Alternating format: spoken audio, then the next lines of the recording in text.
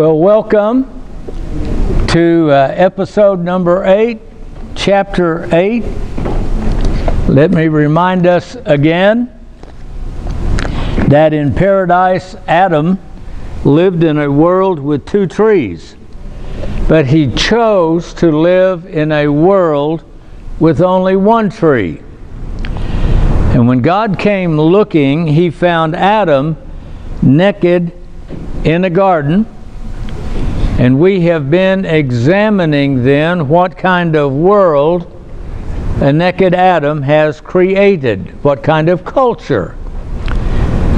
And this seminar is about those cultural consequences of living in a world with only 1 tree, one way of knowing things. Tonight's topic is chapter 8. We'll be on page 181 in your book. We'll be looking at Philo's paradigm. What must the world be like in order for us to know it? We might even do some thinking about thinking, being rational, non-rational, and irrational. Are they different, and what do they mean? You see, the issue of what is reality, just what is stuff, what is the universe made out of? I mentioned when we first started that you might find the foreword by Vasilios, that he has read the book in advance and had written. You might find it useful. Something else that you also might find useful is in many ways we're building on stuff that some of us have already looked at in the past. Others of us have walked in here cold and are wondering what hit us with all this. It's certainly not a Sunday school class. Let me just remind you that especially if you wanted 101, you'd start with these things I believe, where the beginning of touching on all these topics began to happen here in a series just like this, given in this very room, that turned into a printed material. And then secondly, Paradise has 2 trees, looking specifically at those 2 trees and beginning to lay some of the foundation for what we are discussing about a world with only 1 tree then. Not quite the same, but a lot of the material, the foundation is found here in greater detail and perhaps simplicity, which then of course brings us to now naked in a graveyard. And so those 3 together kind of build and culminate coming where we are now. And as a PS to it, a postscript, here I stand. Now, we've not taught this one yet. Maybe we will someday in the future. Luther versus Peter. One man's story of escaping culture, if you will. The very things we're talking about. How do you live in this kind of world where culture keeps changing and so forth? Just as a heads up there, I understand how heavy this is, and I'm doing my best to not blow us away too much. So let me go on. You see, 5 centuries before Christ, the philosophers of ancient Greece grappled with the questions of what is reality and how is it that we know it. Standing within that philosophical tradition, Jewish philosopher Philo of Alexandria, that's in Egypt, analyzed the philosophical assumptions of his contemporary world and culture in which he lived. And he lived at the time of Christ. So you're looking at, after 400 years of Greek philosophy wrestling with this, he's now a Jewish philosopher living in Egypt at the time of Christ, beginning to deal with those issues himself.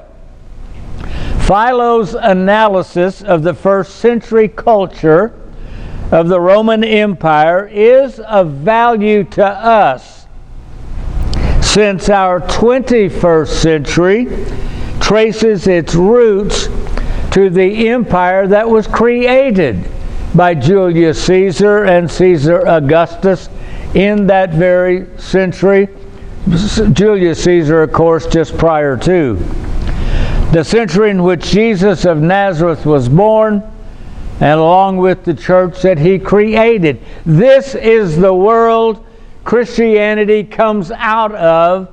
In the fullness of time, this is what was there when in the fullness of time God became flesh and dwelt among us. That brings us from Kuhn, K-U-H-N, to Philo. Thomas Kuhn's 20th century analysis. I'll touch on him a little more, and you'll get a better introduction to him back in These Things I Believe, the first book that I mentioned a while ago, if you're interested in heading in that direction.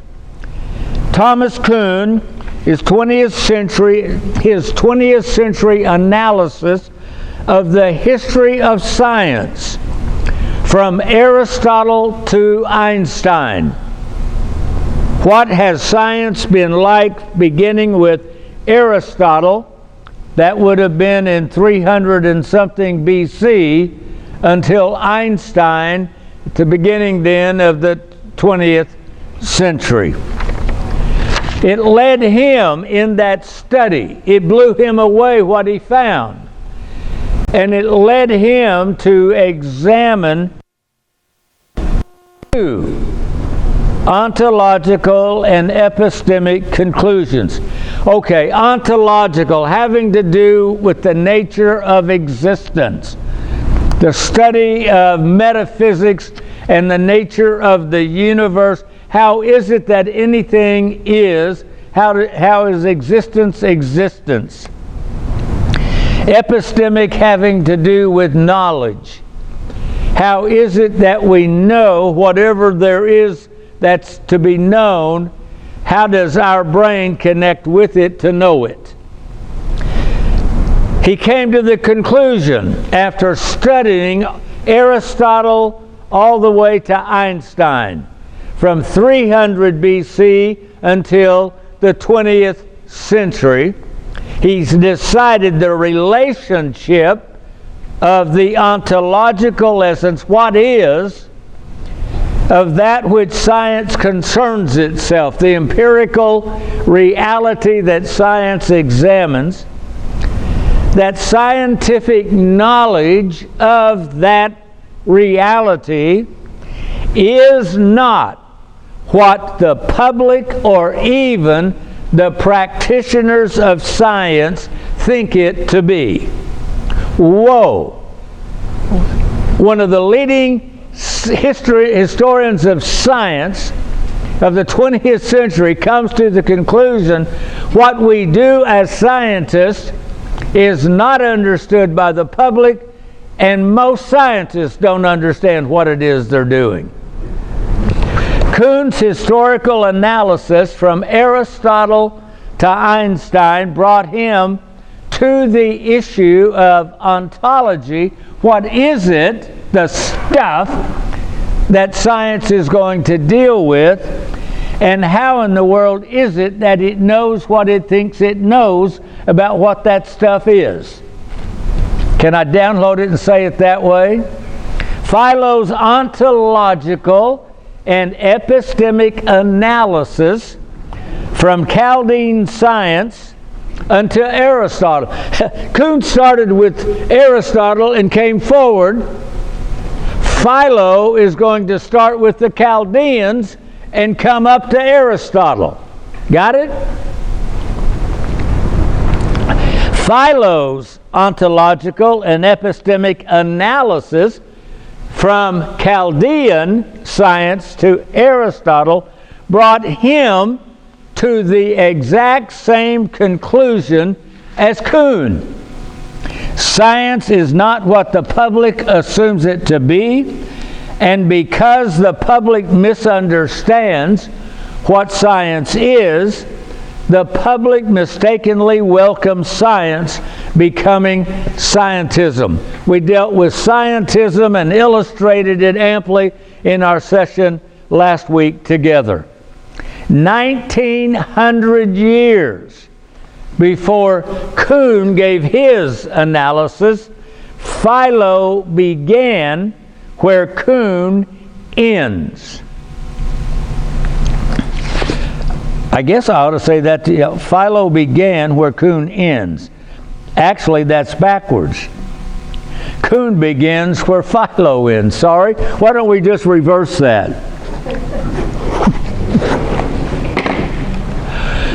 Philo was first, and he got all the way to Aristotle. Kuhn starts with Aristotle and comes forward. Both Philo and Kuhn analyze and discuss science philosophically, which deals with ontology. What is it that's being studied in the stuff, and how do we know it when we know it? They share this in common. They both discuss, whether you're talking Philo or you're talking Kuhn, they discuss science dispassionately, with neither having a hidden agenda, whether it's a moral agenda, religiously or politically. We're just analyzing what it is we think reality is, and how is it we think we know what it is now that we think that's what it is. What is there in the human brain that can identify whatever is outside of us that we call the world? Philo's comments are therefore invaluable for an age such as ours, when attacks against science come from every agenda, moral, religious, or political. We're not doing any of that. Well, I have to say that every week, because everybody hears science or they hear this and they're ready to get their shotgun out. We are dispassionately discussing that science examines, and what they think they find it, and how they think they can think it in the first place. That's abstract, I know. And some of us would rather go strap a 6-gun on and have a fight. We are not here to fight. We're not picking a fight. We're trying to understand how this one-tree world we live in is creating the culture that we now live in, or how it creates a new culture to replace the old culture that we live in. Before turning to Philo, let us consider further the ontological and epistemic conclusions that Kuhn arrived where he arrived. And then we're going to look at Philo. So let's look at current understanding of science before we look at Philo's understanding. Philo's discussion on page 182. In order to understand that what Philo addresses, that he addresses the issue of science becoming scientism as a philosophical and epistemic issue. How is it that that thing we looked at in great detail last week, science, can so be transformed into scientism? An example that we looked at. So let us first now come to Thomas Kuhn. In 1962, Kuhn, the most influential philosopher of science in the 20th century, published, it's a little small book, I should have brought it in, The Structure of Scientific Revolutions, which in itself revolutionized how scientific knowledge is understood, as well as introducing the term paradigm shift. Kuhn examined the underlying epistemological issue, the assumption that reality is knowable. We all assume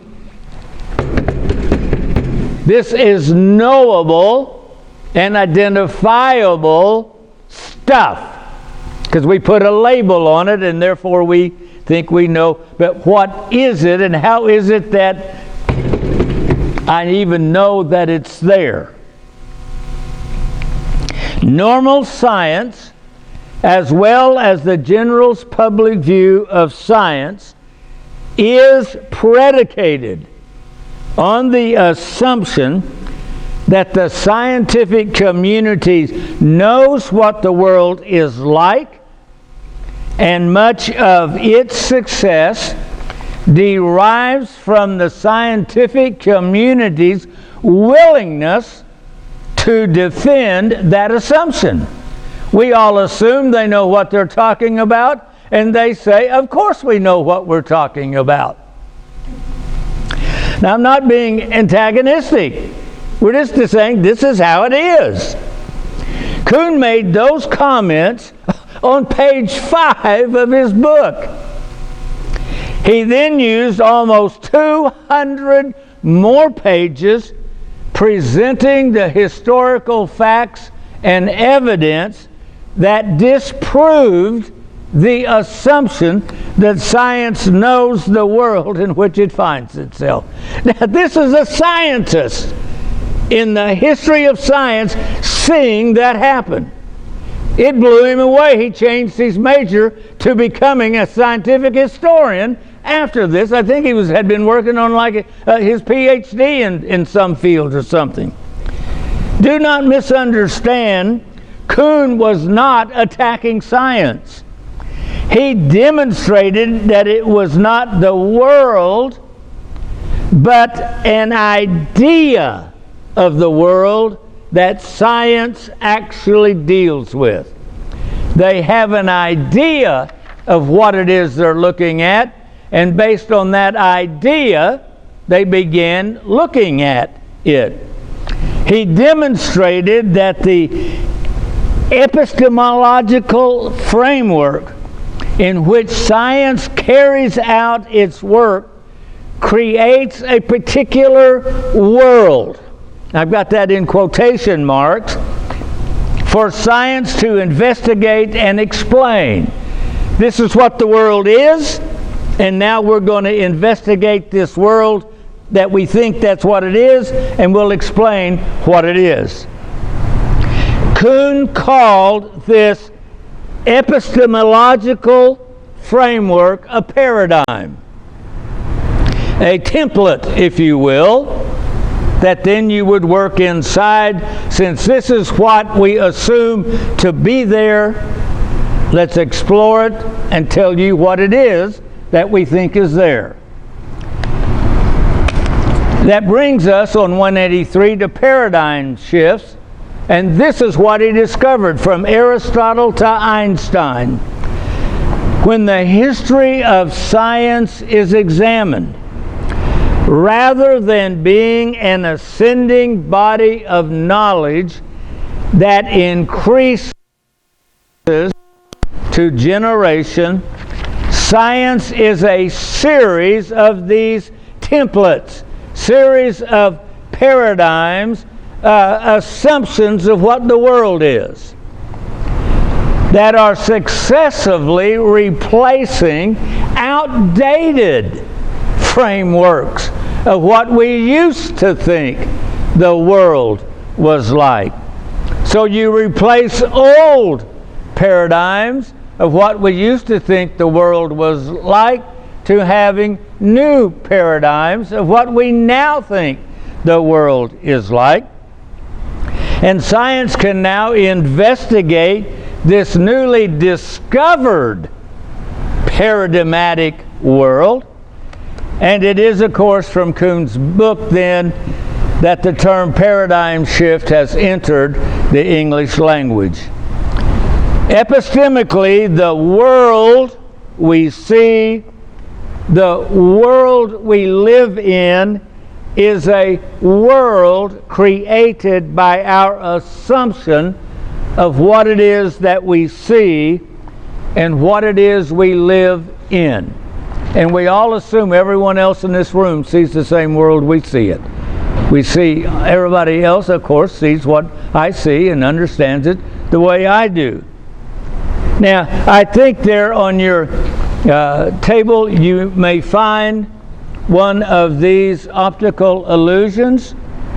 I dare say some of us look at this and immediately see a young lady. Others of us look at this and immediately see her grandmother.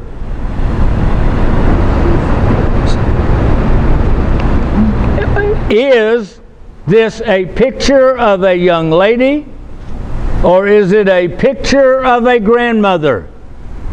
Some of us see one, others of us see the other, and some of us now are, oops, I can see one, and then I can see the other. But you can't see both at the same time. Now, if I am totally convinced it's a picture of a young lady, I'm going to examine this and explain it, and I would then paint it and make all kinds of observations based on it being a young lady. That's my understanding of this world. If, on the other hand, you see her grandmother, you're going to believe you're in a grandmother world with her, and everything you say is going to be based on a grandmother value system. That's what is here. That's the simplest way I know to illustrate a paradigm and a paradigm. And if you walked in and saw the grandmother, and now everyone else in this room has convinced you it's a young lady, and finally you say, well, I guess you're right, but I don't see it, and you decide to go along with everybody else, you just shifted your paradigm to be in step with everyone else in the room. And maybe after a while you'll finally say, yep, that's a young lady after all, and you don't see the grandmother any longer. A new paradigm has replaced an older paradigm. You got it? That's the best way I know to illustrate what it is we're talking about. And yet it's the same reality. Whatever that reality is, it's subject to two different interpretations, paradigms. Each scientific paradigm creates a world different from the world created by the different paradigm. Kuhn said it this way, in a sense, I am unable to explicate further. I cannot explain this anymore. The proponents of competing paradigms practice their trades in different worlds. If you see the grandmother, you're living in a grandmother world, and if someone sees the young lady, that's the world you're in, and you're seeing the world, two different worlds at the same time, looking at the same stuff. Practicing in different worlds, these two group of scientists see different things when they look from the same point in the same direction. Just like we saw two different things. You want to know why you're so able to be on a high horse about your political cause, and somebody else is just as strongly opposed to you and is going to vote against you? Because you see the world one way and they see the world a different way. And it's the same world you both are looking at. It's mind-boggling. The assumption that I know what the world is, and every one of you see it the same way I do. This just blew my assumption out the water, out of the room, didn't it? Is that making any sense? I hope we're explaining it somehow. Again, this is not to say that they can see anything they please.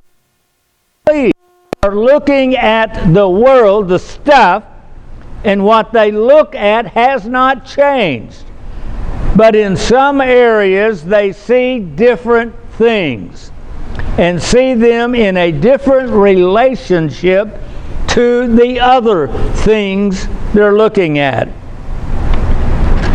Epistemically, the two paradigms and the two different worlds they create compete against each other in the scientific community, with the newer one attempting to replace the older one.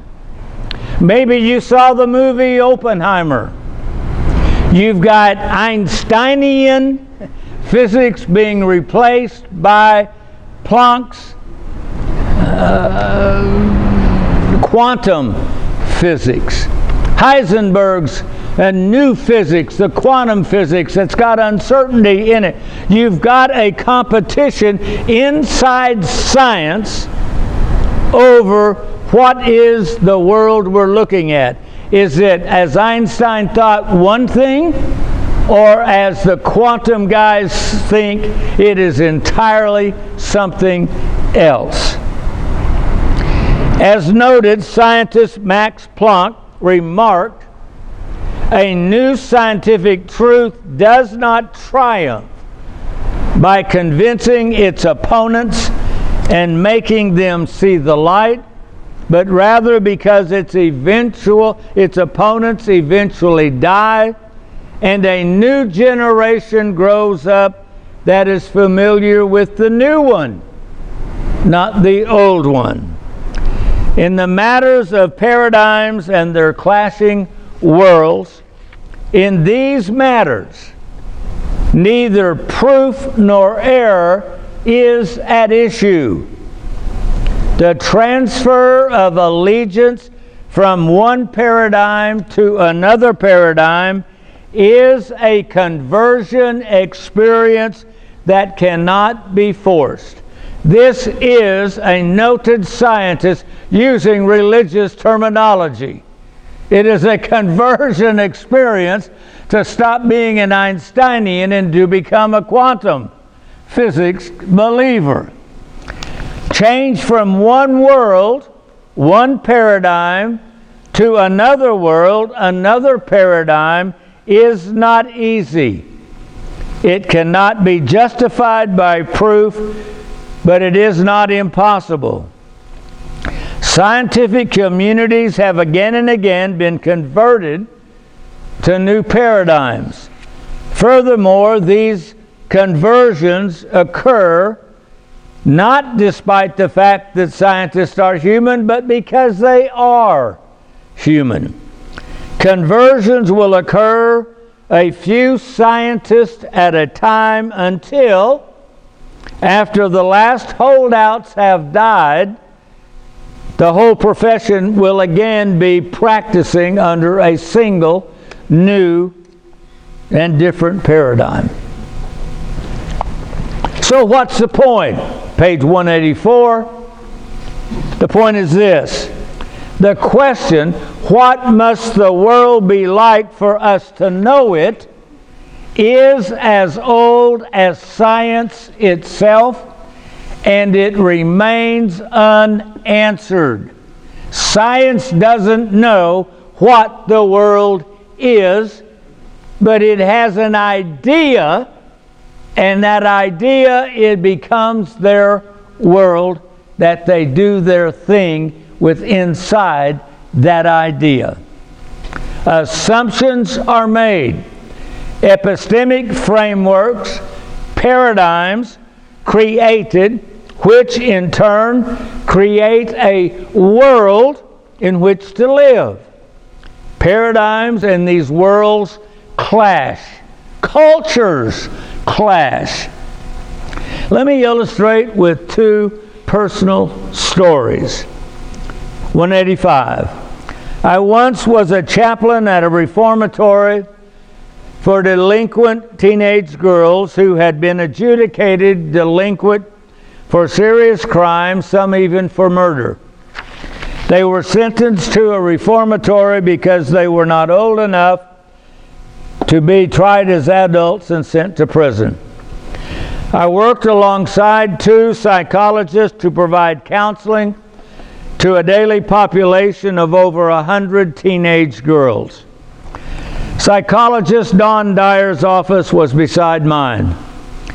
In between counseling sessions, I would sit in Don's office, share with him how I had responded to a child in my last session. I learned more from Don Dyer than I ever had in my courses in psychology. Day after day and week after week, Don began teaching me how to see the invisible, that is, how to see the whole, W-H-O-L-E. He reminded me these kids were not intellectual riddles to be rationally solved. Should their lives be fixed by following any rational advice from us? Instead, these kids were angry, hostile, juvenile delinquents, and were mysteries needing to be heard. Don't focus on the words. Focus on the behavior, Don would tell me. It isn't what they say, but what they don't say that you need to hear. Their behavior was a cry of pain, a scream for help, and a yelling for someone to hear their silence for the abuse they had suffered in their lives that they could not give a name to. They needed someone to hear what they were too afraid to voice in words. In fact, we referred to it as behavior requesting. The next time she comes back, notice her hands, Don told me, regarding a child I had just seen. Too busy listening to whatever she was saying, I had not noticed her hands. That's your problem, Don reminded me. Her father repeatedly beat her with a garden hose. She made her hands into fists to kill him, and she gnaws on her fist trying to chew off her own hands to keep from killing her father. It was then at the next session I noticed the blood-red scars on her knuckles and fingers. It became obvious to me that my world was not her world. My paradigm that I lived in was not the paradigm world she lived in. Her reality was not the same as my reality. Well, there was a second story I will tell. A second thing I learned from psychologist Don Dyer while working as a therapeutic counselor at a reformatory.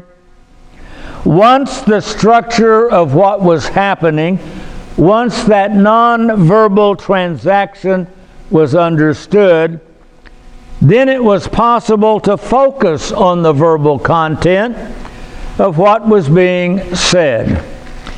If it was real to the person who said it, it was psychologically real. Now, I confess to you, it took me quite a while to believe that. Entrenched in my own rationalism, as we all are, and material realism, I had intellectually wanted to prove to a kid, they were all children, ages 14 and had to be released at 18. We just called them the kid.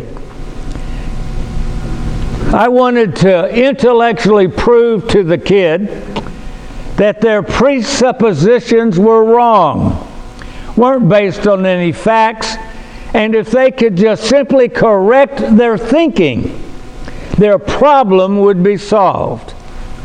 Or so I thought. The girl sitting in my counseling office told me an outlandish story of satanic worship and the occult. She talked about the power her group had, how they had cast a spell on her parents' home, which had burnt down. After she left, I ran the session by Don Dyer. I was laughing in disbelief at this girl's believing in satanic power and the occult. Don looked at me and said pointedly, "Man, if it's real for her, it's real." Well, you see, I trusted Don, but I wasn't convinced. So I searched through her case file and read the court records of her case and the adjudication. It was then I spotted it, the report given in court that documented an unexplained fire, the fire marshal, cause unknown, that had burned her parents' home. Well, in a day or two, the girl came back to talk some more. I was smoking a pipe, cleaning, packing, and lighting a pipe. You see, bought time to think before responding. That's why the psychologist always had you had to have the pipe in your hand to buy you some time to fiddle with it while you're trying to figure out what to say and act wise and intelligent doing it. So therefore, I had the window to my office open just about a half inch to an inch or so in case there was any smoke. And as I talked with the girl that had told me about being involved in a satanic cult, I asked if she'd ever read the Bible. She said she didn't have one. So I picked up a gift Bible and asked her if she would like it. A look of horror came across her face. "Oh no," she said, "it will burn me if I touch it." It was absolutely the most ridiculous comment I had ever heard. After all, it wasn't burning me. I held the book out to her in terrified panic. She shook her head. No.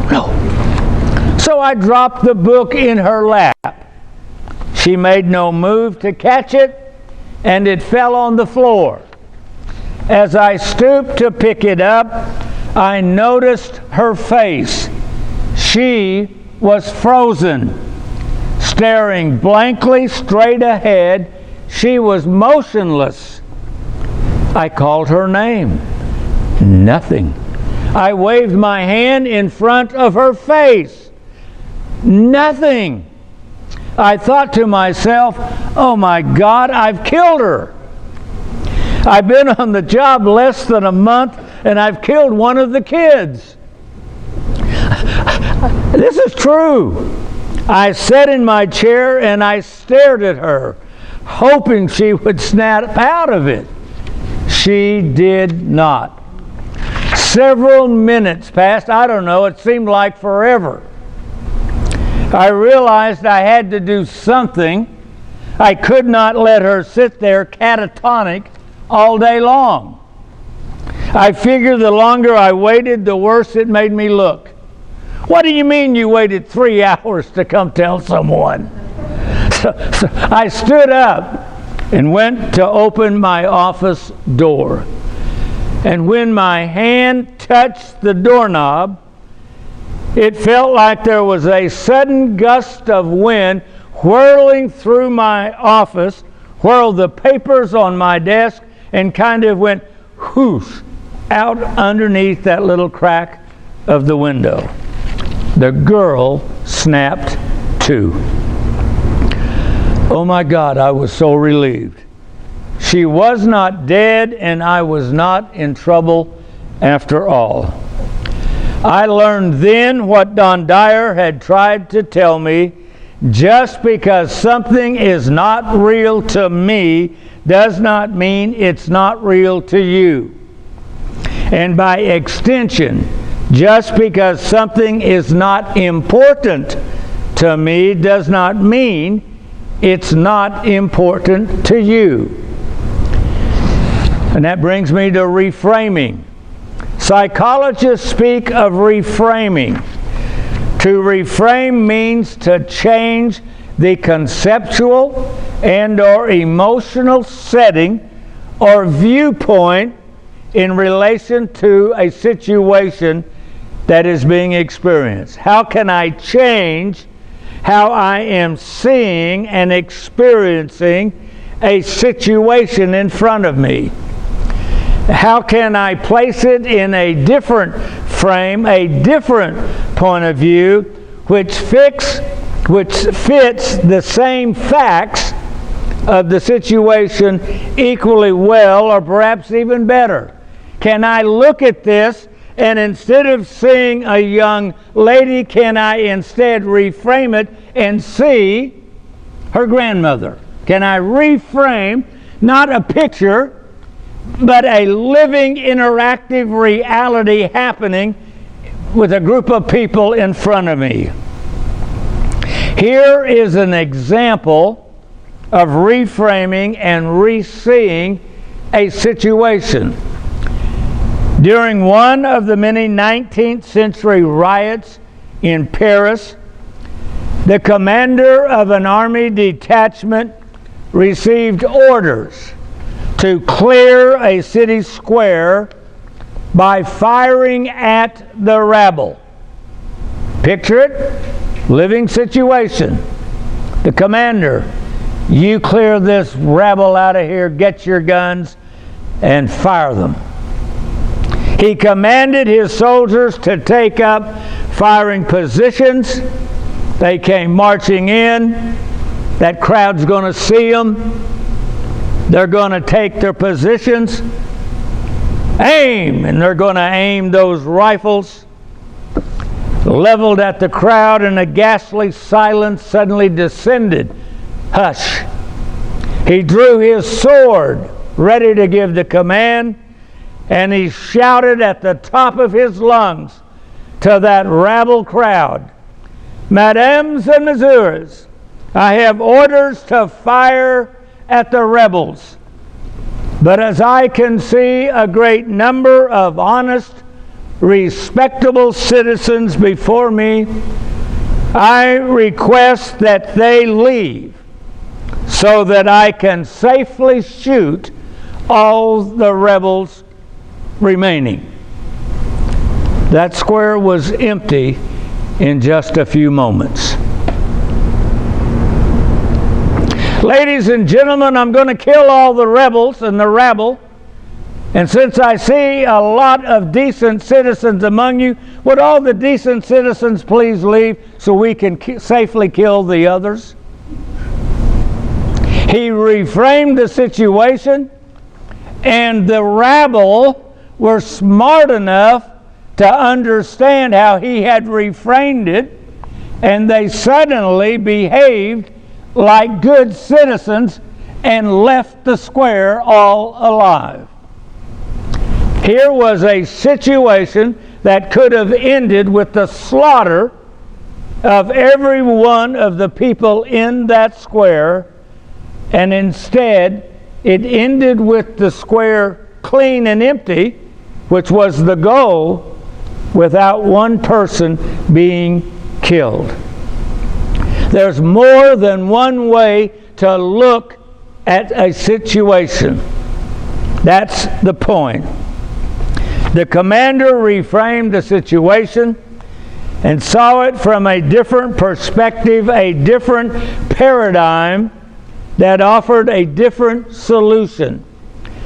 Psychologists concerned with human behavior often approach the question of what reality is and the knowability of that reality in these very pragmatic terms that are a far cry from the simplistic but widespread assumption that there is an objective reality somewhere out there and that sane people are more aware of it than crazy ones.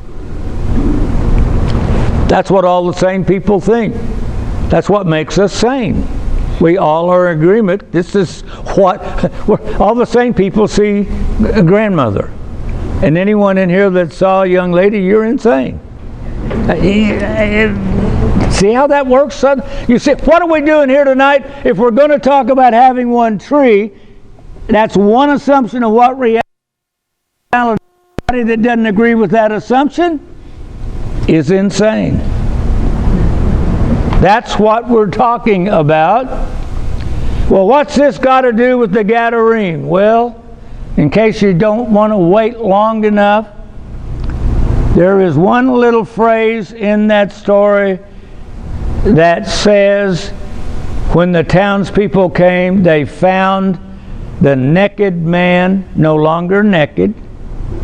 He was now clothed and in his right mind. Wow. What in the world defines right-mindedness? Well, hopefully by the end of August, when we finish our course, we'll have some clue what the answer to that is. I've got to hurry, I know. On reflection, reality becomes obvious that anything is real only to the extent that it conforms to a definition of reality, and those definitions are legion. To employ a useful oversimplification, reality is what a sufficiently large number of people have agreed to call real. For example, a dollar bill is a piece of paper we've agreed to call money, except that this fact is then forgotten that the agreed upon definition has now been reified.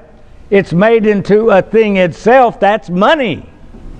No, it's just a piece of paper we've all said is money. It's not like it's gold, but even gold is only a chunk of metal that we've all agreed is money. Money is an idea we all have to agree on that's real.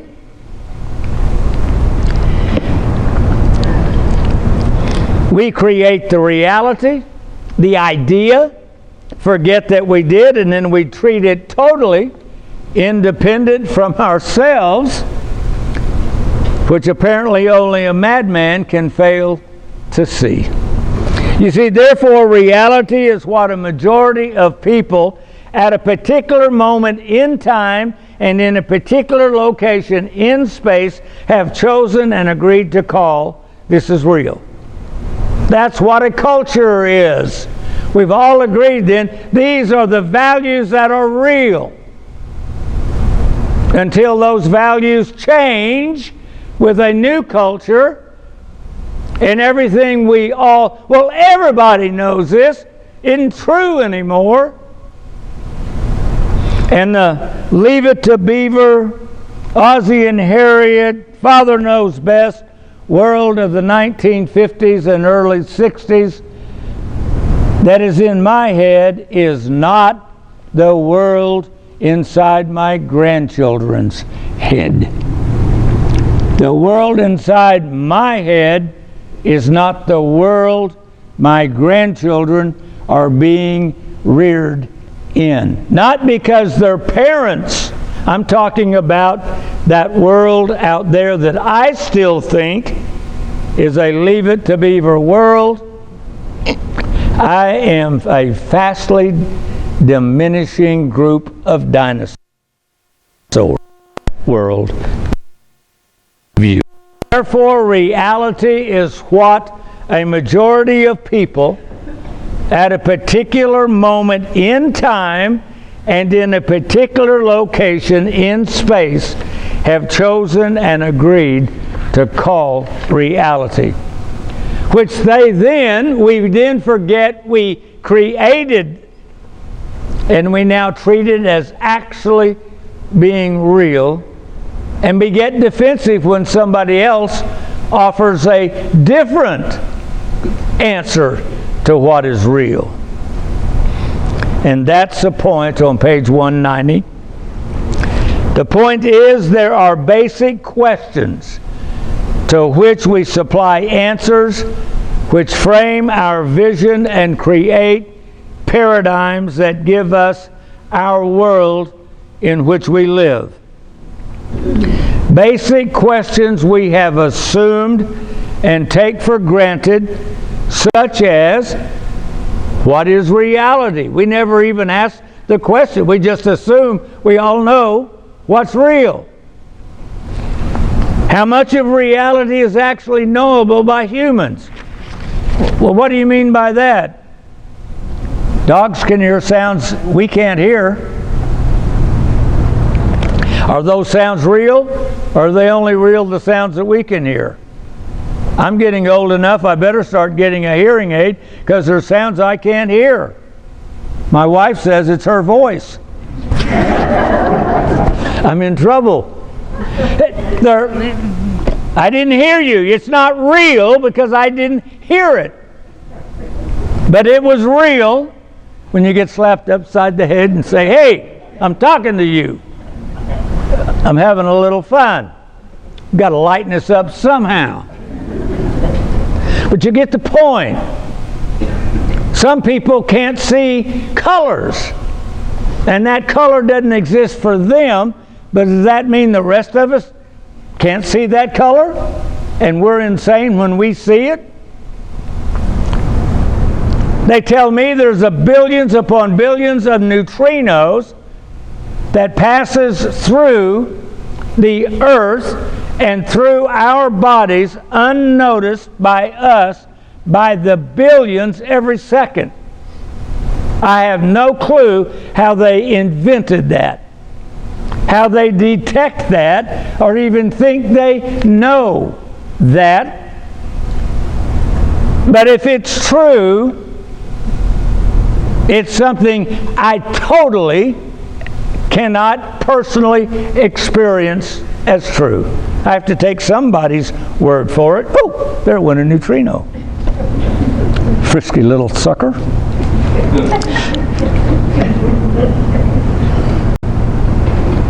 Is what is real only what my five senses?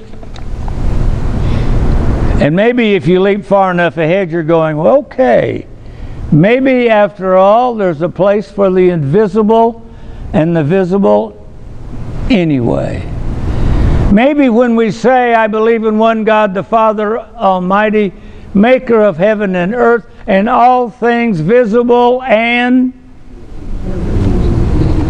invisible, I don't have my fingers crossed anymore.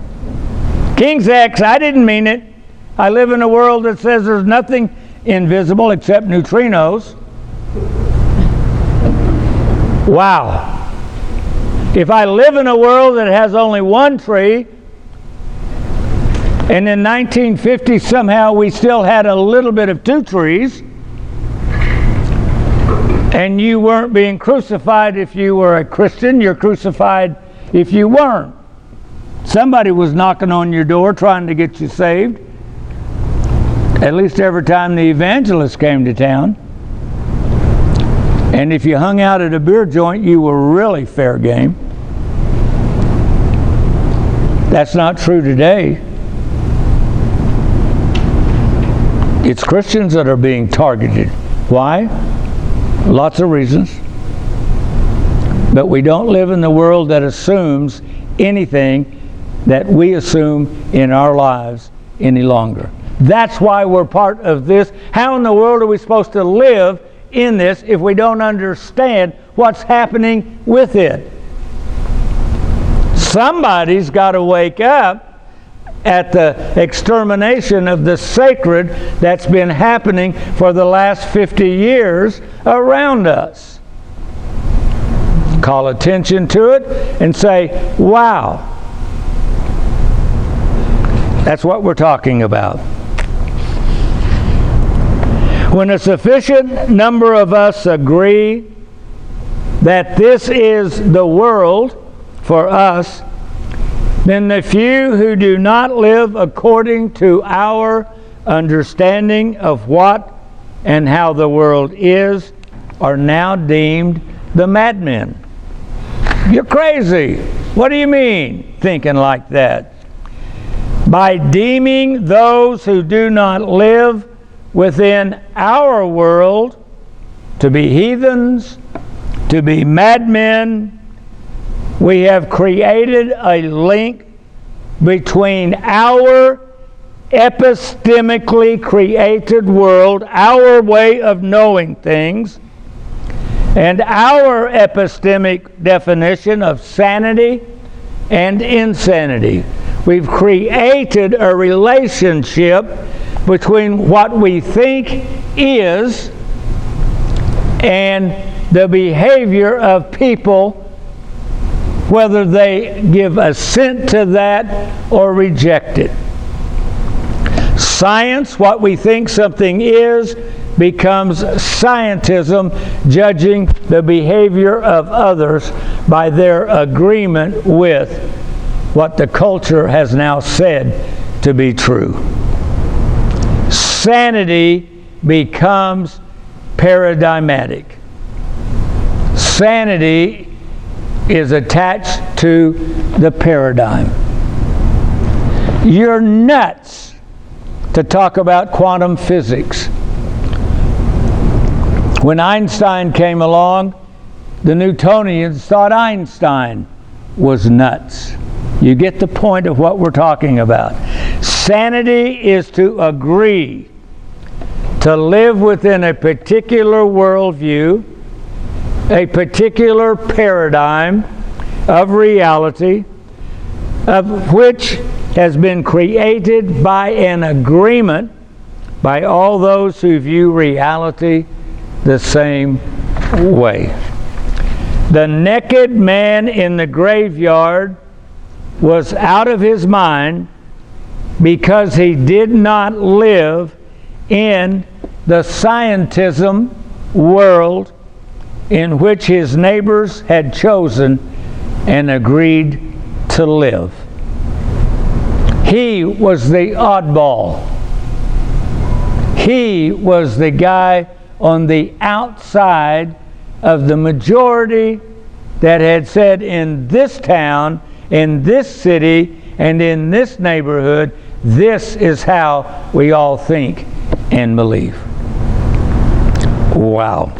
Well, why don't we stop, take a break, we'll come back and see if we can do a little more tonight. Okay? Thank you.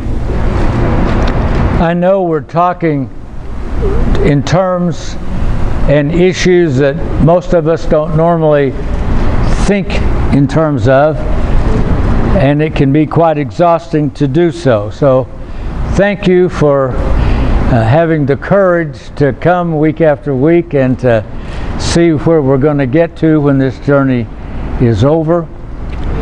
And I hope when we're done with it, we'll have a sense of our own sanity and some way to realize and question the insanity that may be going on around us, and to understand it just a little bit differently, or perhaps better than we do already. We are ready for page 191, Astronomy and Astrology. I think for the sake of time and simplicity, I've already covered that a lot last week, and this is a simplified recap of that you'll see from Philo's discussion, building on what we looked at last week. So why don't we just, for the sake of brevity, jump to page 193, which is only a couple of pages over. Let us be perfectly clear.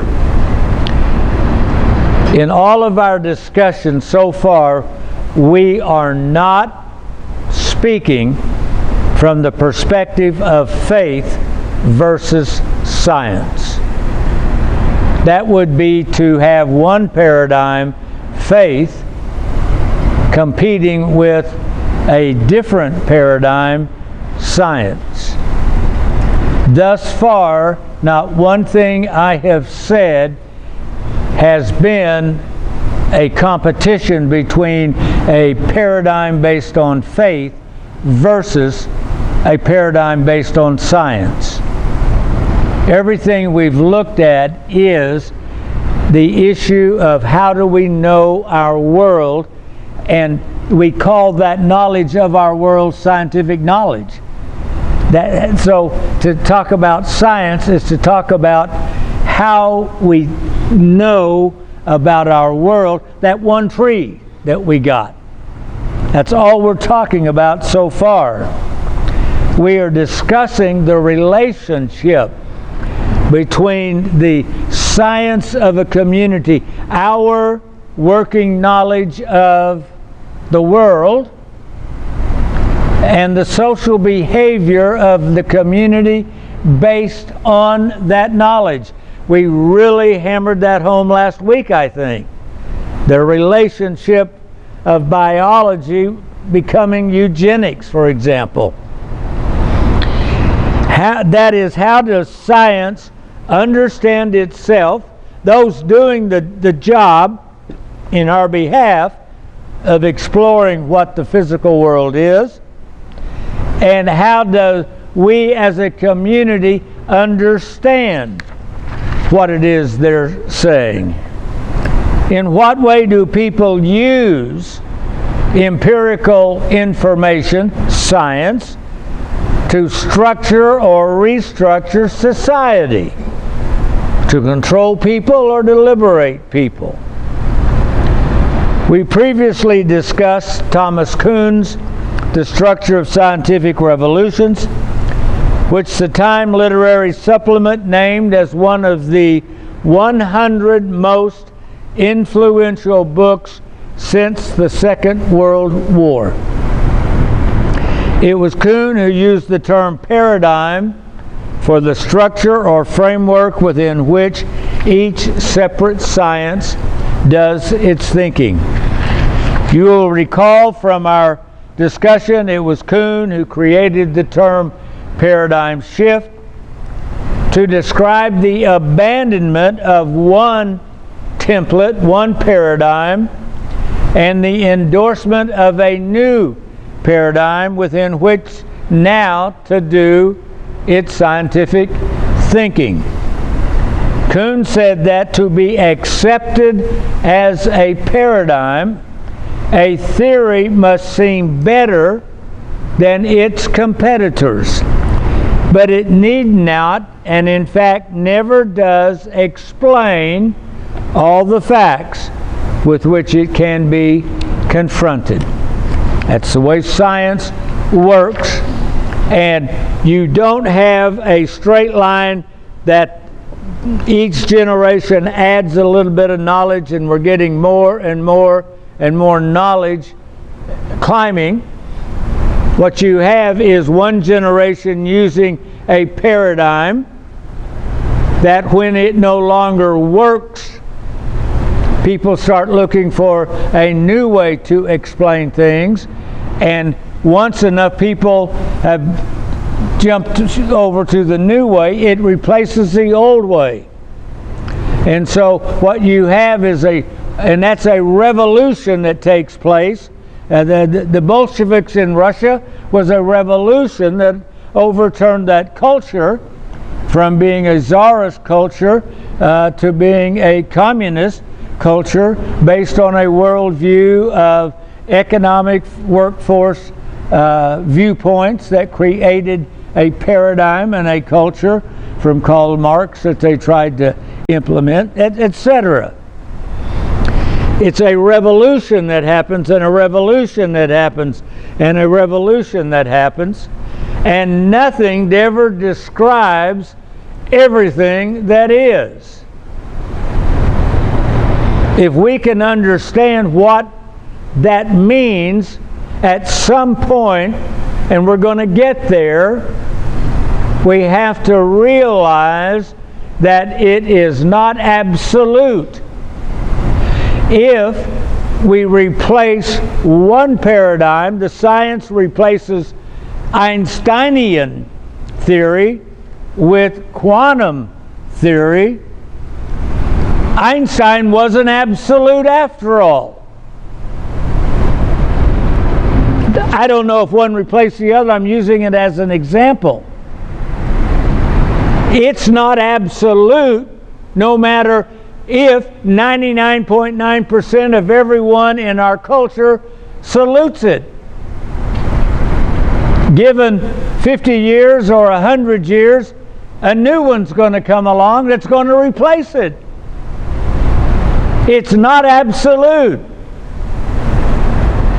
And somehow that gives us some wiggle room, I think. Huh? We'll get there by the end, I think. Maybe. Thinking about thinking, 193. Many of us have been known to act without thinking, while there are those of us who think before we act, or who think about things, but almost none of us ever think about thinking. We just do it. So what is thinking? How do we know what we think we know? We seldom, if ever, think about the structure, the presuppositions, and the basic assumptions we take for granted that create the framework, the paradigm within which we do our own thinking. If you are a person of faith, by the way, you are thinking inside a framework. Several years ago, I was invited to be a speaker. A student was doing a master's degree on the role of women in religion, and she had invited a female Muslim to come and speak regarding the role of women inside Islam, and wanted to have a woman speak to make sure she was getting what a woman inside Islam would say. I don't know why they didn't get a woman inside the Western Christian tradition, but they didn't. They asked me to speak, and of course, being Eastern Orthodox, I'm going to speak from the Eastern Orthodox understanding of the role of women in culture and so forth. But in the discussion that was going on, they opened it up from questions and answers from the audience after our presentations. And of course, almost all the questions were being asked to the woman, and they were being asked by male Muslim students in the audience. And they, now being in the West, were beginning to be influenced by Western culture, particularly whether or not women needed to wear the hijab, etc., the scarf, on and on.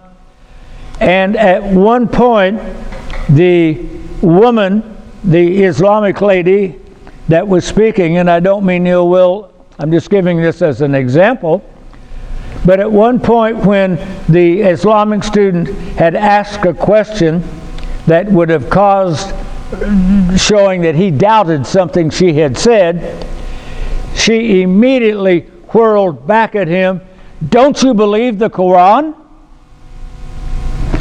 She was operating inside a paradigm and was expecting him to be operating inside the same paradigm, and inside that paradigm, the Quran would have been the ultimate authority to quote.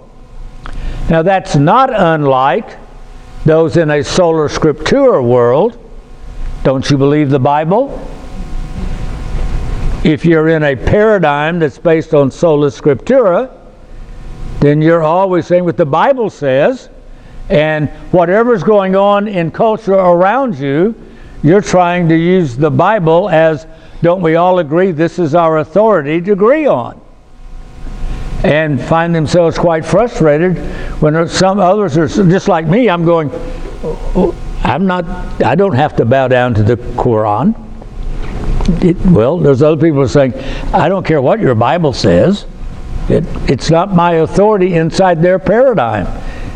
That's what we're talking about in this, and one of the reasons everybody's butting heads in a different paradigm, thinking everybody else is inside their paradigm on agreement with everything.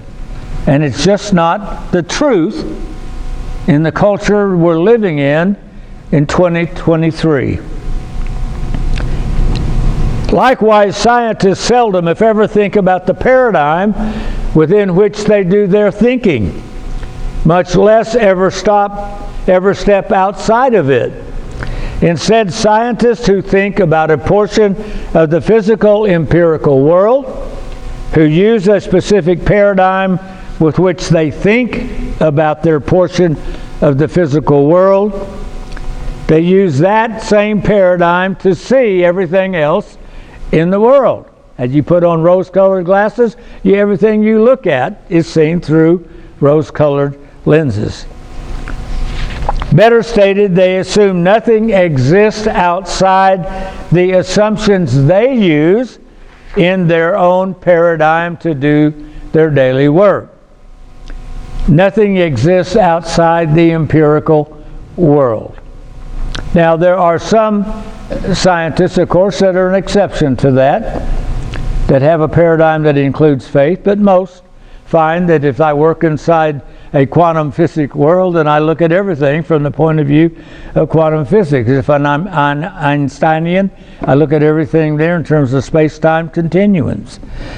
The glasses they put on to do their scientific work remain the same glasses they use to view everything else.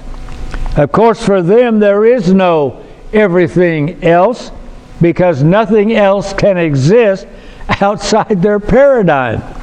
According to the assumptions of their paradigm, there's only a physical universe to begin with.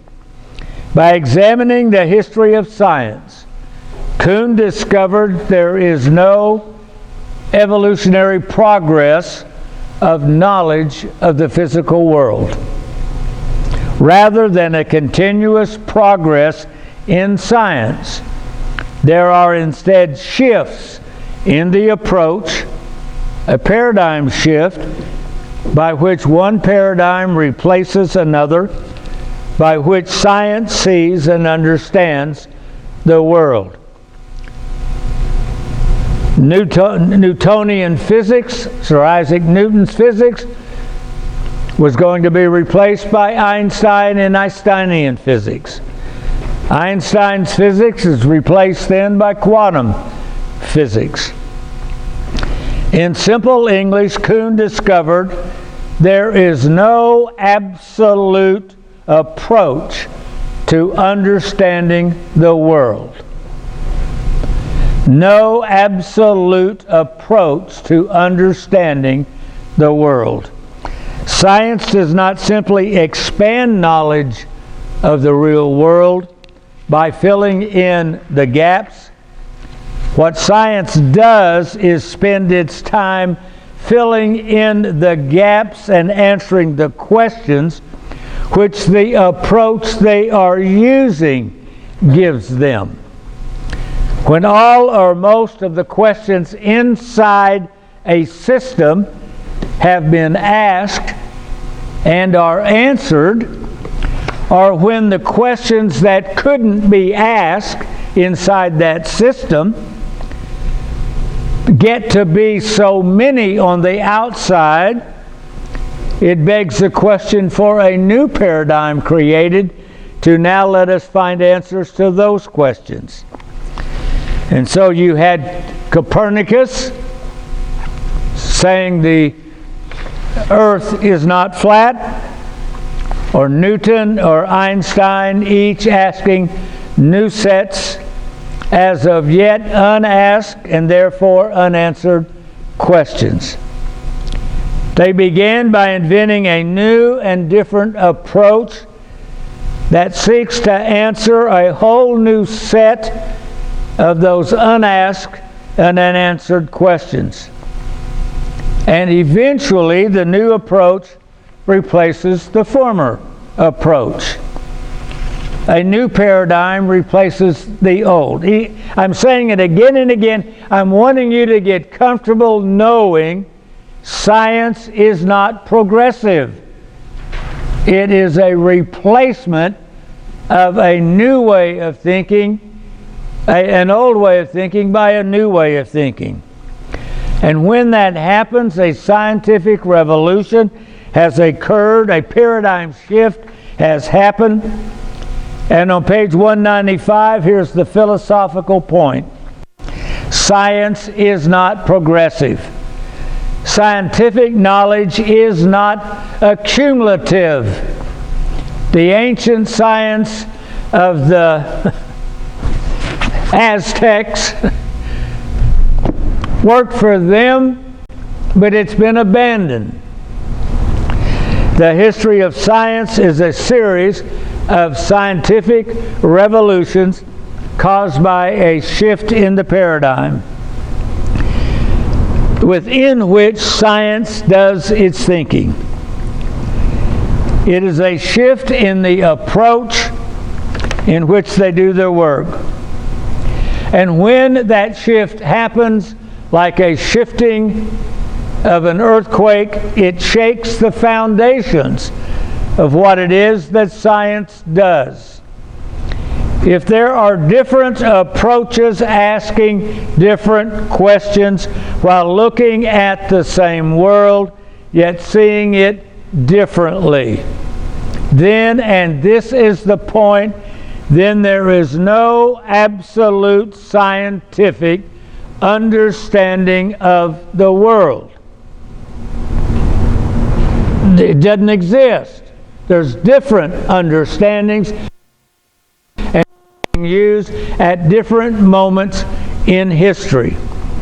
Particular understandings of the world are relative to the particular approach or paradigm that is being used to see the world. If you've got a template that's got little holes cut in it and you lay it on the pages of a book, it'll give you words. And maybe you could have a code and read the words and it makes sense. You change the code or you change the dots and you get something else. So you can only, the answers are only going to come with whatever holes you made available to look through. You put it on the page, that's what I get. Someone says, yeah, but what about all the other unknown words out there that we didn't see? Well, you have to have a different template to put on that page to see the other words, whatever else we hadn't discovered. And that's how science works. That's what Kuhn discovered when he began to actually examine the history of science, beginning with Aristotle. The world that's actually out there is like a deck of cards. There are many card games that can be played with the same deck of cards.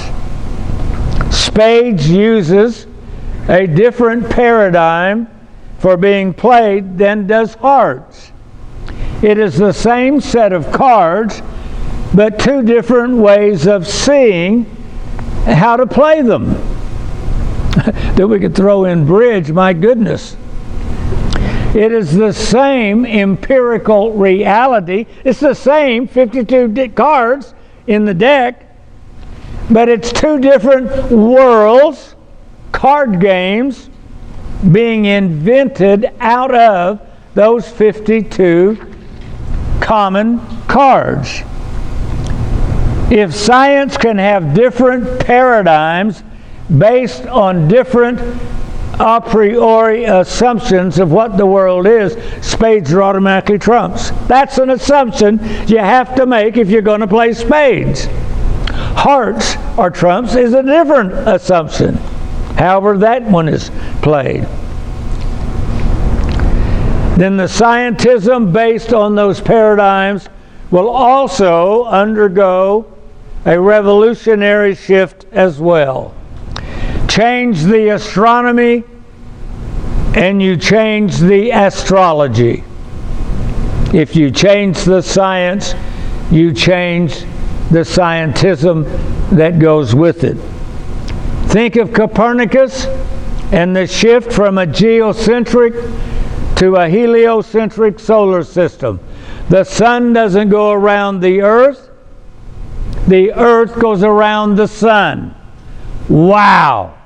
Scientific revolution. The universe no longer revolved around mankind. We were not the center of the universe. Wow! Who are we? What are we? Are we worthless? You begin to question the entire identity of humanity by changing the science of whether the sun goes around the earth or the earth goes around the sun. It changed the social understanding of where mankind fits in the universe. And we're no longer the center. Change the paradigm and you change the culture created by the paradigm. You change the paradigm, you change the culture. You change from the world is flat, Ptolemaic systems, to Copernican systems, to Newtonian systems, to Einstein, to quantum. You change from an agricultural system to an industrial revolution with machines.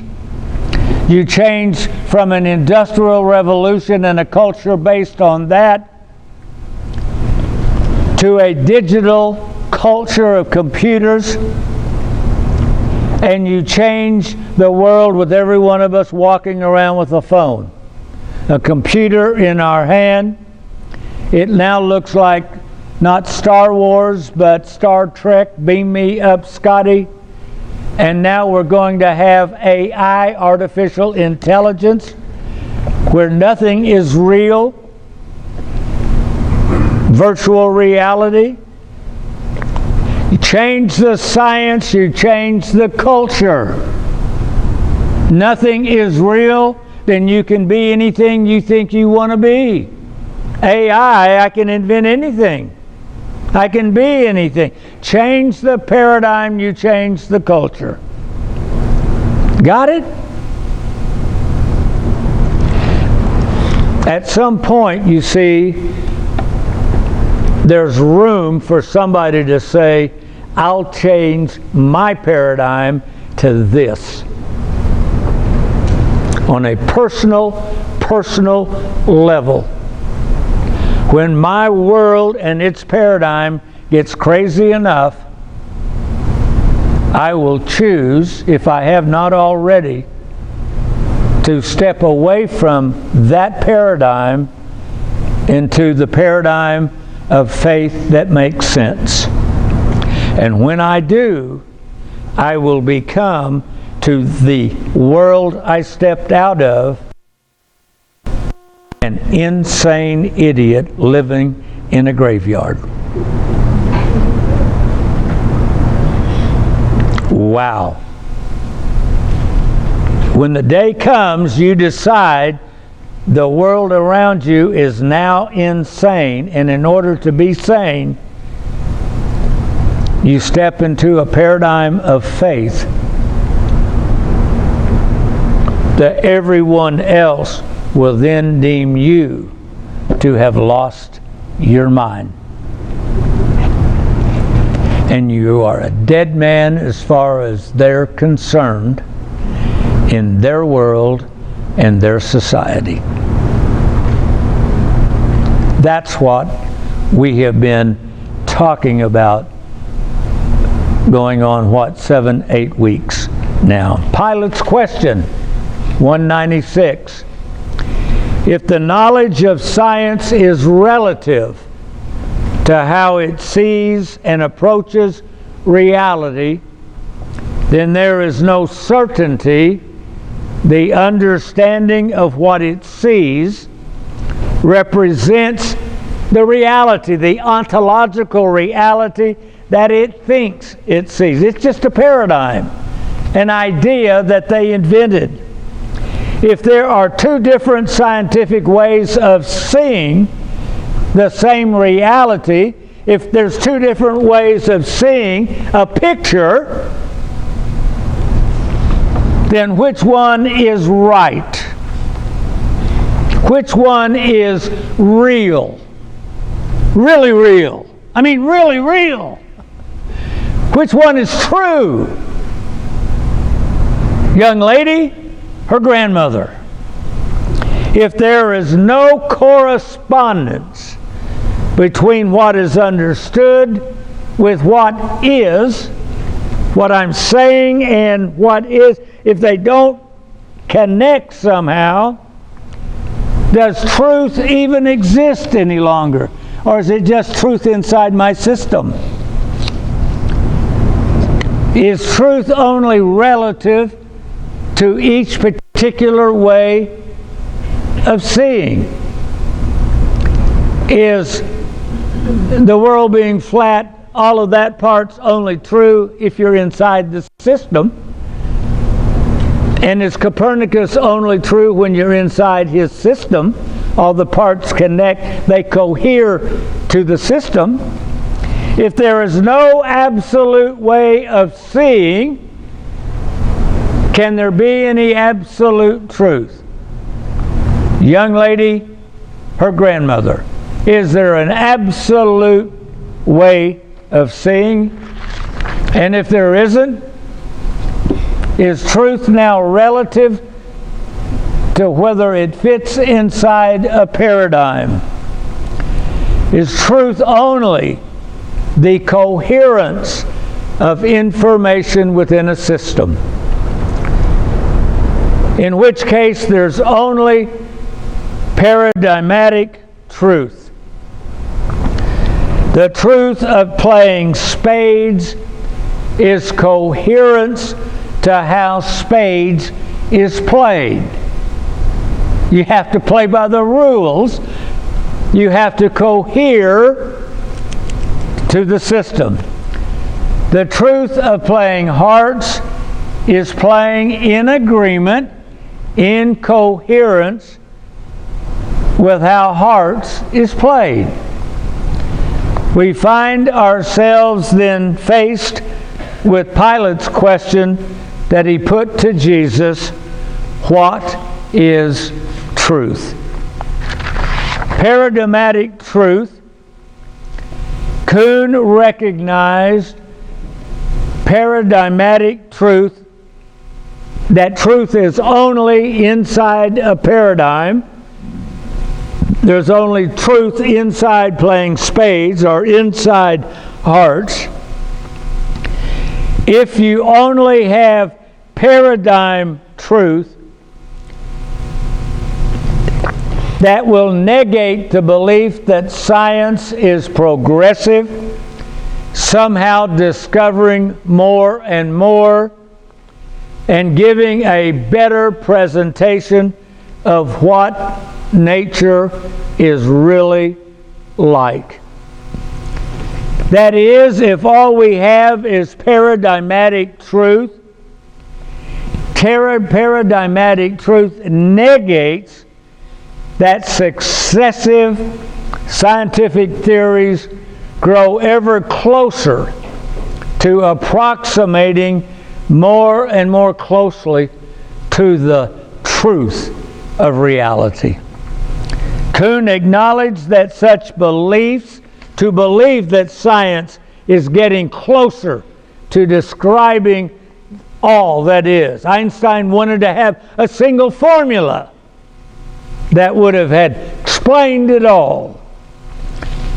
Such beliefs are not scientific, but they come from an ontological perspective of looking for and assuming a match between the entities in which the theory populates nature and trying to figure out what's really there.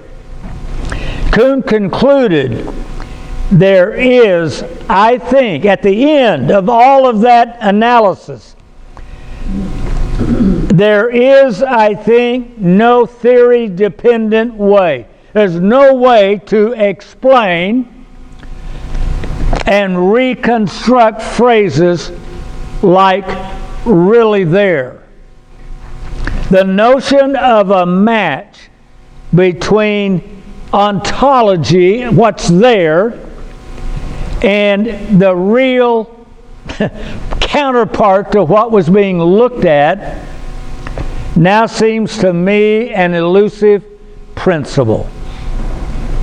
You can't do it. It is impossible to define the reality that we see that explains both a young lady or her grandmother. There are simply two ways of looking at it, and the two ways are separate, and the truth only exists in explaining it if you're talking in terms of the young lady and that truth, or if you're looking at the grandmother and that truth. There's absolutely no way of getting at, quote, what's really there when you don't have one or the other. That's what science is. Looking at something, getting an idea, and exploring it.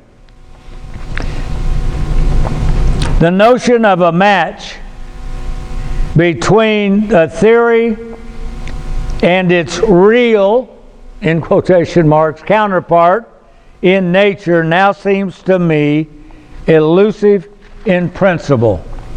In the successive paradigms of Aristotle, Newton, Einstein, Kuhn confessed, I can see in their succession no coherent direction of ontological development.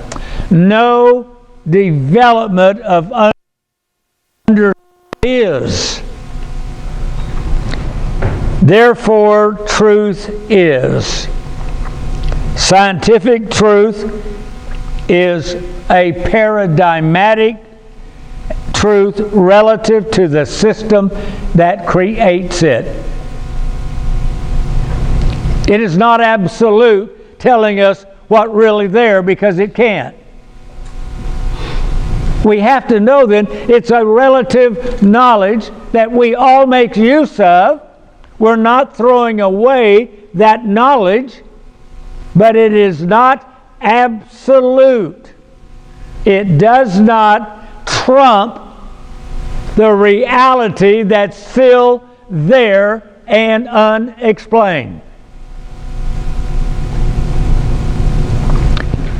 If you're tired of being beaten up by not a scientist, but by a social use of science, take heart. The club they're beating us up with is not an absolute club. It's made out of rubber. And it's pliable. It hurts, but it's not absolute. Wow. We may be outnumbered 99,000 to 1, but that doesn't make the tyranny of the majority right.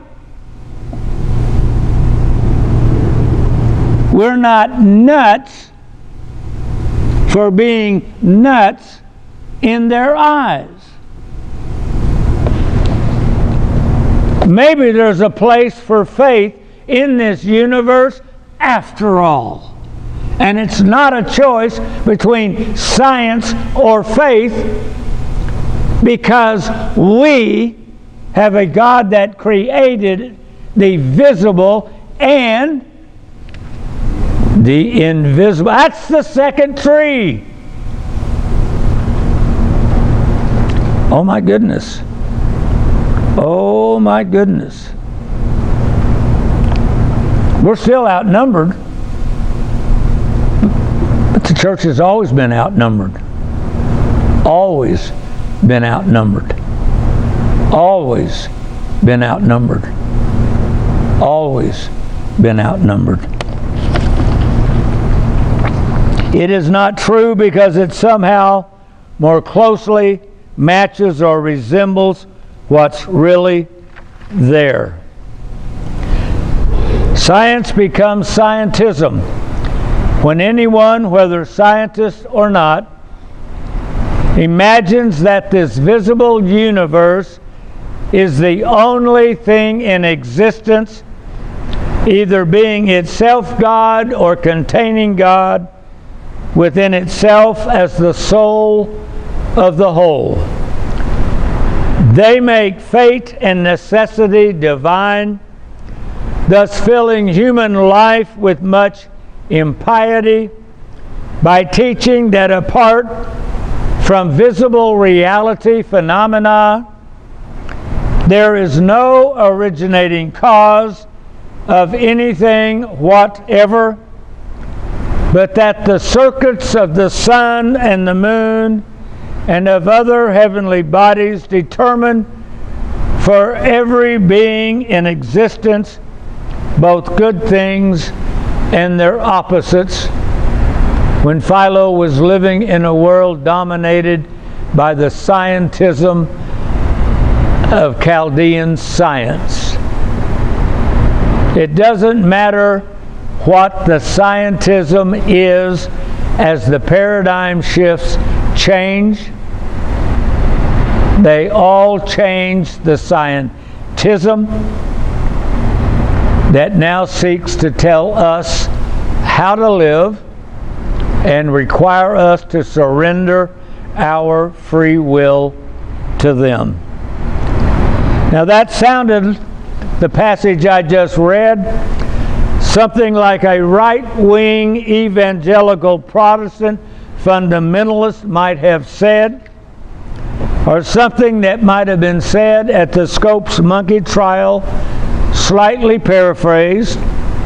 If I paraphrased it for the monkey trial, they make fate and natural selection divine, thus filling human life with much impiety, by teaching that apart from visible phenomenon, there is no originating cause of anything whatever, but that the natural selection and the survival of the fittest determine for every being in existence both good things and their opposites. It's not to say there's not natural selection. Smart feet outrun slow feet. But to say they control our lives and originate just in our genes without being a creator, that's scientism. These are not the rantings of an anti-science, right-wing Christian fundamentalist. Instead, these words were written by a first-century Hellenistic philosopher living in the large cosmopolitan city of Alexandria in Egypt. They most likely were written circa 40 AD, between the crucifixion of Jesus in 30 AD and St. Paul writing his letters. They certainly were written well before any of the Christian Gospels were written. In another place, Philo comments on scientists of the physical applying their paradigm to the non-physical. That is, he says, he speaks of those who extended the activities of their word cleverness to heaven itself, men who gave themselves to the studies directed toward nature, or rather against their own soul. They declared that nothing exists beyond this world of our sight and senses, that it neither was created nor will perish, but is uncreated, imperishable, without guardian, helmsman, or protector. That's the science he's speaking about. that says there's absolutely nothing else outside visible physical reality. By no stretch of the imagination was Philo a right-wing anti-science fanatic. He was a leading Jewish figure and philosopher, widely known within 1st century AD Judaism. According to Josephus, Philo headed a Jewish delegation that met with the Roman Emperor Caligula. Philo was a Jewish theologian, philosopher, and scholar. He was well educated and cosmopolitan. He was anything but a right-wing anti-science fundamentalist. The issue for Philo in the 1st century and for us in the 21st century is not faith versus science. It is the nature of the universe itself. Is reality created or uncreated?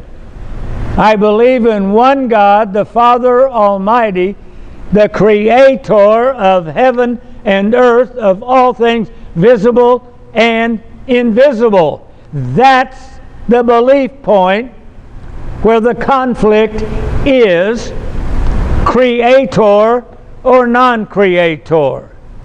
A universe of stuff that somehow existed inside a black hole till the black hole burped and spewed forth all the universe it had swallowed up. Or that sounds too mythological to have a black hole burp. Why don't we just say the Big Bang happened? The stuff just exploded. You can change it to make it scientific. We can use it old school and the black hole burped. Or we can say, in the beginning, God created. It becomes our point of disagreement. In what ways then are humans able to know the universe? Are humans limited to only one way of knowing, the physical 5 senses? Or do we possess more than one way of knowing? Neither side can prove its case. Neither side can convince the other. Those who say there's only one tree and one way of knowing have that as their paradigm. Those who say we have 2 trees and 2 ways of knowing, that is our paradigm. And the 2 paradigms are not compatible. They both create a science. They both create a knowledge of the world and use that knowledge, but they disagree on the nature of reality itself. Neither side can prove its case. As German scientist, theoretical quantum physicist Max Planck said, a new scientific truth does not triumph by convincing its opponents and making them see the light, but rather because its opponents eventually die and a new generation grows up that is familiar with the new. In these matters, neither proof nor error is at issue. The transfer of allegiance from paradigm to paradigm is a conversion experience that cannot be forced. That's a scientist talking.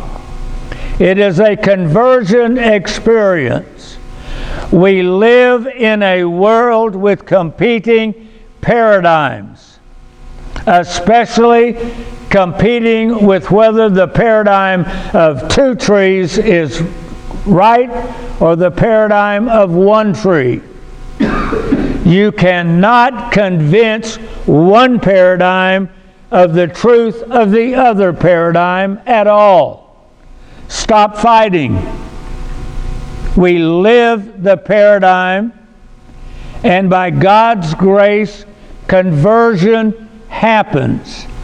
By God's grace, as we live the paradigm of two trees and two ways of knowing and interacting both with the physical, the visible, and the invisible, two ways of seeing. We started this several weeks ago mentioning that. And conversion is in the hands of the Creator we believe in. Do you see what I see? Practicing in two different worlds. The two groups see different things when they look from the same point in the same direction. Again, this is not to say they can see anything they please. Both are looking at the world. That hasn't changed, it's the world. But in some areas they see different things, and they see them in different relations one to the other. That is why something that cannot be demonstrated to one group may be, notice his language, may be intuitively obvious to the other. That's that second way of knowing. It is why before they can hope to communicate fully, one group or the other must experience the conversion we've been calling a paradigm shift. It is a paradigm shift that converted the Roman Empire to Christianity, one person at a time. It was not a sword. It was not a political, social, or economic movement. It was a belief in the resurrection of God for the salvation and restoration of mankind to having two trees and living in paradise again. It takes a paradigm shift, a conversion by the presence of God in those inside the paradigm of two trees, and the paradigm shift of the Spirit of God upon those in any contrary paradigm for conversion to take place. That's the simple truth. We never beat up anybody to convert. A man convinced against his will remains unconvinced still. On either side. On either side. In order to be accepted as the accepted norm, the accepted paradigm, one side must out-convert the next generation. That's where we're going to stop. We're on page 200. We are completing now. We divided this chapter into three parts. We did a part 1 and a part 2, and now we come to finish with part 3. Those of you that are watching us online, of course, they'll just all be together. So you're the fortunate ones, and I want to thank every one of you for coming back so we could complete this episode. And we have 2 more sessions after this evening, God willing, and we will have completed this journey together. So that brings us on page 200. Scientific truth rests on faith.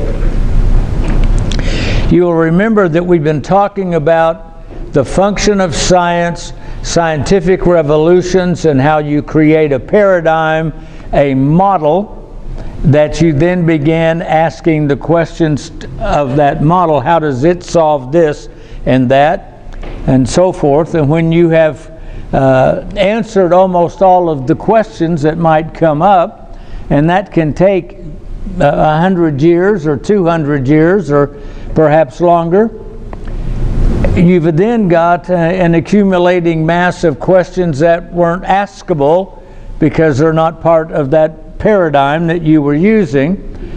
And so someone starts saying, yeah, but what about this, this, and this?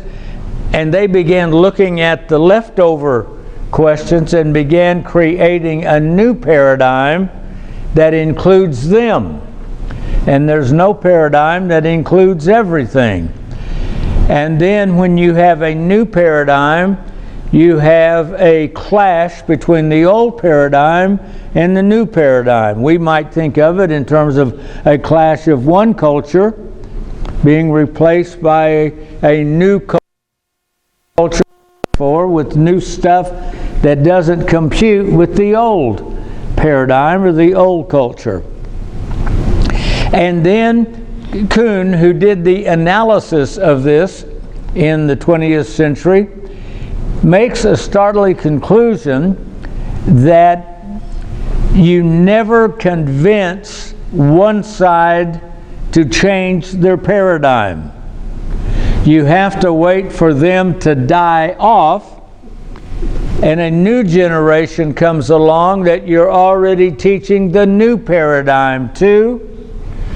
And after 20 years in an education system, everyone is believing the new paradigm, it seems, and there's only a few diehards left with the old one, and they don't matter because they're going to die off soon anyway. He does make the use of the word that in some instances you never convince someone with academic information. What happens is they have to undergo a conversion. They have to convert from one paradigm that they've grown up thinking in and living in and working in and adopting a new paradigm. And he likened it then to a conversion or a transfer of belief from the one system to the new system, the old paradigm to the new one. And in order to become the accepted norm, the accepted paradigm, the new one side must out-convert the other.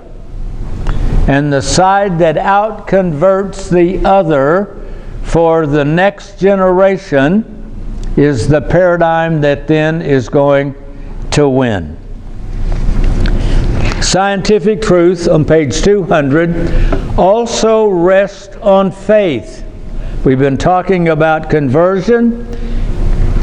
Kuhn's comments bring us strikingly close to German philosopher Friedrich Nietzsche and his predictive vision that science itself also rests on a faith that truth exists, and a belief that what science says is the truth.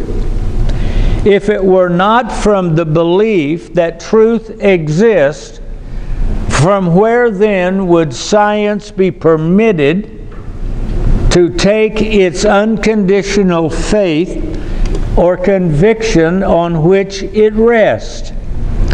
That truth is more important than any other thing, including any other conviction of faith.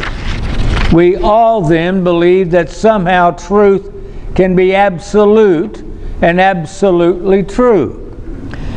Thus, faith in science, which after all exists undeniably. The scientist has the belief that their conclusions are the truth. They believe them to be real. And the rest of us as a population believe what science tells us. We quote, well, a study was done, science says. People used to say the Bible says. Now you hear people say science says. And the rest of us then believe, put our faith in whatever science now says. So it exists, the faith in science which exists. It exists on its belief in truth and the assertion that its truth is the truth. The self-proclaimed mantras of having the will to truth, we have to speak what truth to power would be our modern version of it. Earlier versions would have said the will to truth. We have to have the willpower to choose the truth. And truth at any price is proved always dangerous after the fact. At any price, how well we understand those words once we have offered and slaughtered one faith after another on our own altar of the truth. The will to truth and truth at any price ultimately means I will not deceive nor eat not even myself, and believing we stand on moral ground. We have a moral obligation. Scientists and social scientists make it their task to make certain no one else is deceived and believes anything other than their truth. So we have then truth fighting truth. Like two boys on a playground taunting each other, my dad will beat up your dad. It is truth fighting truth. Protestant truth fighting Catholic truth. Western Christianity fighting Eastern Christianity. Conservative truth fighting liberal truth. Christianity versus LGBTQ. The 20th century battles over political ideology, democracy versus fascism, and then versus communism, have become the 21st century battles over truth. The truth of history and the truth of culture. Once upon a time, the battle cry was, how dare religion force anyone to believe its truth? Today, the fear is widespread. How dare science force anyone to believe its truth? How ironic it is that today the very scientism, in the name of its scientific truth, now forces the world to confess today's scientific version of the truth at the expense of renouncing all other versions of the truth, scientific or otherwise. Becomes this all-inclusive claim. The very science that protested religion's forced conversion of others by pointing to, say, the Spanish Inquisition, or the humiliation of Galileo, the great scientist, who was forced to believe in an older truth, an older paradigm, the geocentric view of the solar system, that the earth was the center of the world. The Catholic Church put him on trial and forced him to recant his belief from a telescope in the newer scientific truth, the heliocentric universe of the solar system. That humiliation of Galileo and the Spanish Inquisition were always pointed to by science as the bad guy that religious belief is. Only today, it's scientism who uses its force and power to convert anyone else to its cause. Nietzsche was a scientist thinking about science. Yes, he was a philosopher, but like Kuhn, he was also a scientist. He was a scientist thinking about science. First of all, its belief it is the truth. And secondly, its moral claim to eradicate all belief that is contrary to its truth. That gets a little awkward, of course, when you have shifting paradigms inside science.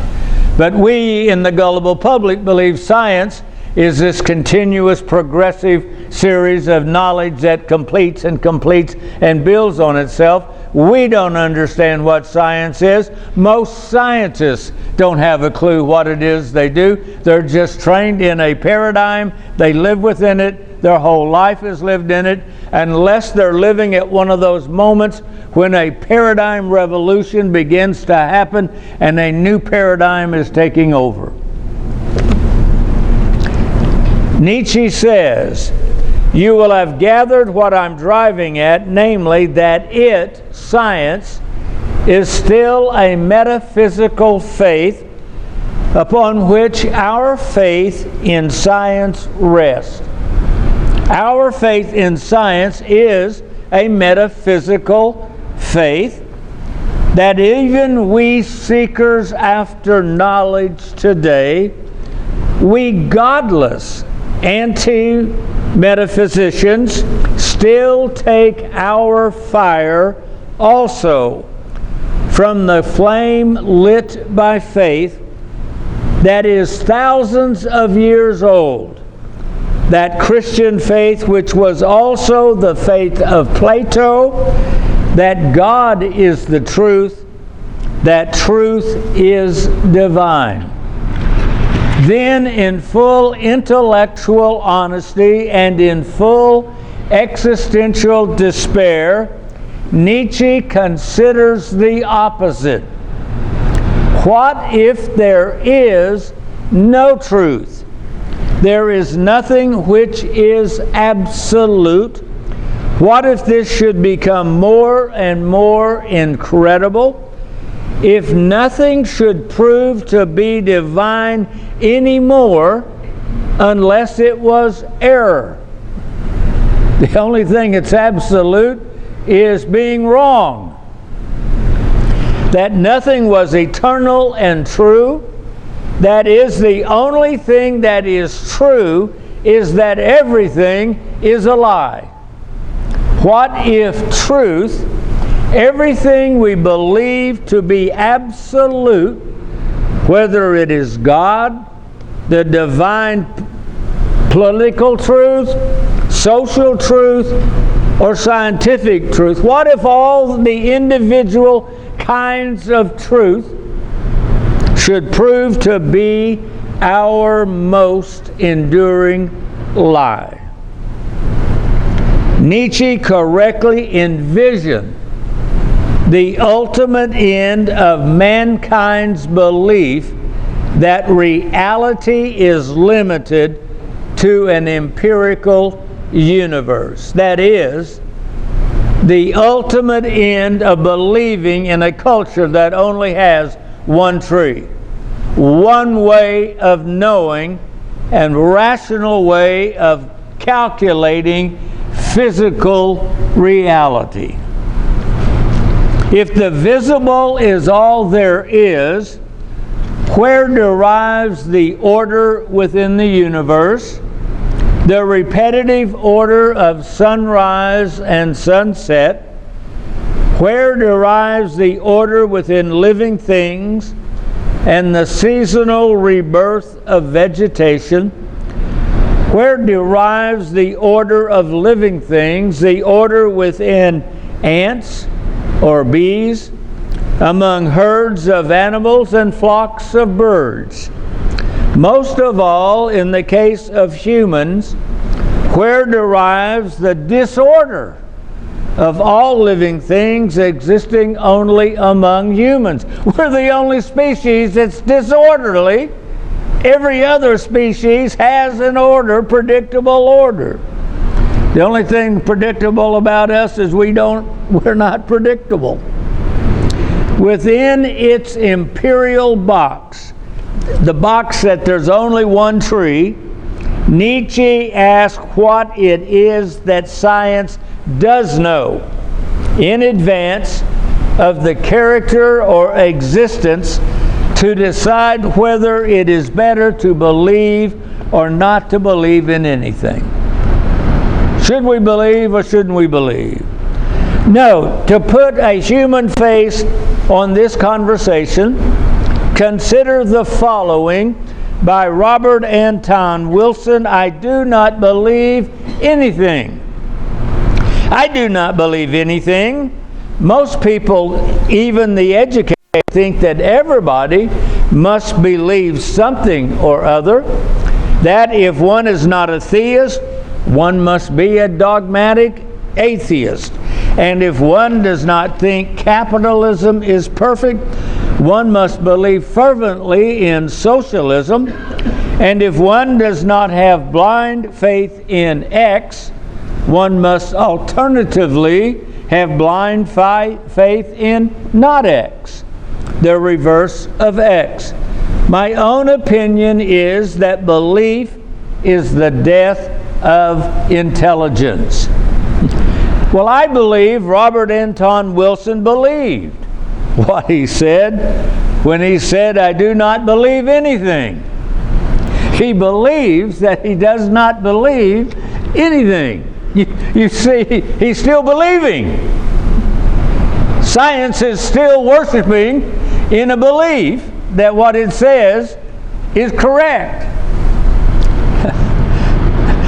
He says, I believe in nothing. I believe in nothing. Anyway, this is the same contradiction that Nietzsche speaks of in our conversation we just read. Even the negation of belief is itself a belief. Anti-metaphysician scientists that only believe in scientific truth, by believing that scientific truth exists, have turned a scientific statement into a scientific faith. That turns science into a scientific faith that worships at the same altar at which all faiths, religious and non-religious, worship, at the altar of truth. So what if then there is no truth? Nietzsche stared into the apocalyptic darkness and dared to ask, what if there is no truth? What if every version of truth, including his faith in scientific truth, was a lie? Without the faith that something is true, nothing is true.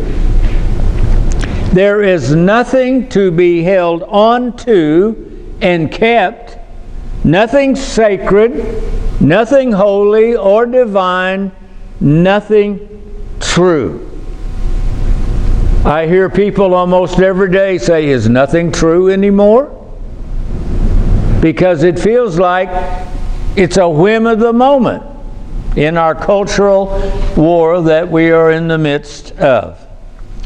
Not history, not precedents, not experiential wisdom regarding using synthetic oil in machinery in sub-zero weather.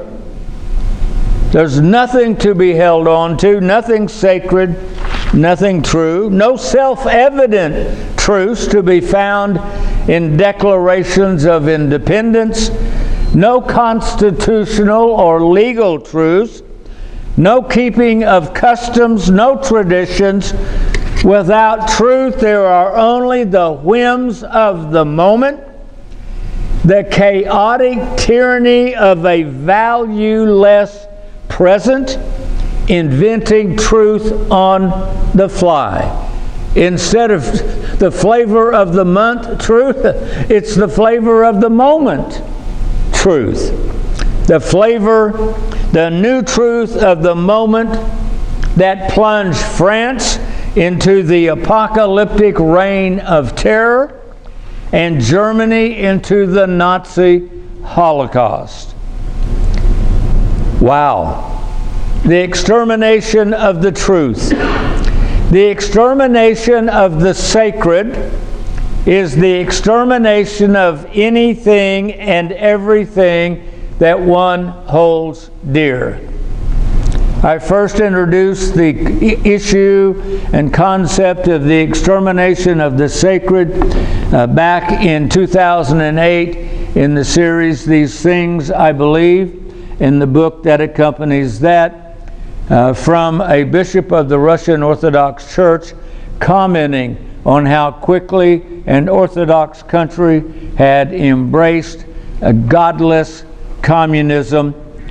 And his reply was, in the 2 generations before the Bolsheviks, Russia had undergone internally the extermination of the sacred. The extermination of the sacred is the extermination of the sacred for everyone, whatever your sacred might be. There is only, you see, we would say, the paradigm and the paradigmatic truth. Truth within your agreed box that you live in. But no, there's no truth. Not even your paradigmatic truth. Even the truth of your box isn't truth. If there is no truth, you are merely an atom bouncing forever like a pinball off the interior walls, ceiling, and floor of the physical box, the physical universe, the claustrophobic box of nothing but the physical that we find ourselves in. If there's only one tree, we are in trouble at some point. Imagine it. An apocalyptic world where there is no sacred, no truth, no regularity. Now that would be a horror movie. Every moment is merely a random collaboration of every changing possibility with no past, no future, only what is at the moment. If that is not frightening enough, imagine that such a random collaborating world where everything is changing is happening simultaneously for everyone in the world. It's not just you freaking out. It's happening for every one of us, but not every one of us is experiencing the same insanities, the same changing world. There's not even an absolute changing world that's happening. Let me illustrate. No two persons ever share the same present. In this, if there's no truth, ever share the same present with the same set of random collaborations. One may count by 3s and another of us by 4s, and we will eventually both share the moment at being at 12. You're counting at 3s, you're counting at 4s. What, 3, 6, 9, 12, and you're counting 4, 8, 12. But you're going to go 4, 8, 12, and when you say 12, you're over here at 3, 6, 9. Even your 12s don't happen simultaneously. So when do we connect, and what do we connect on? It's we're just, you see the point. The one with the 3s quickly becomes a 15, while the 4 just as quickly becomes 16. They're close, but no cigar. Like strangers in the night, they only exchange glances momentarily while passing 12. Of course, the metaphor simply illustrates that a momentary collaboration implies only that a ship with no past and no future.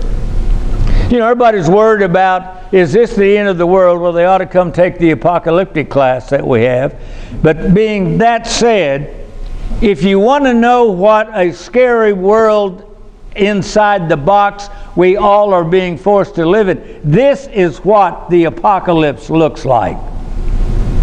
This is the insanity of there being no truth and nothing absolute. And at some point, you can't live in that kind of world, and somebody's going to force somebody's truth on the whole insanity if they are able to do it. In this apocalyptic insanity, not even the regularity of counting by 3s or 4s is going to exist, because I'm only a 3 at this moment. I want to be a 10 tomorrow.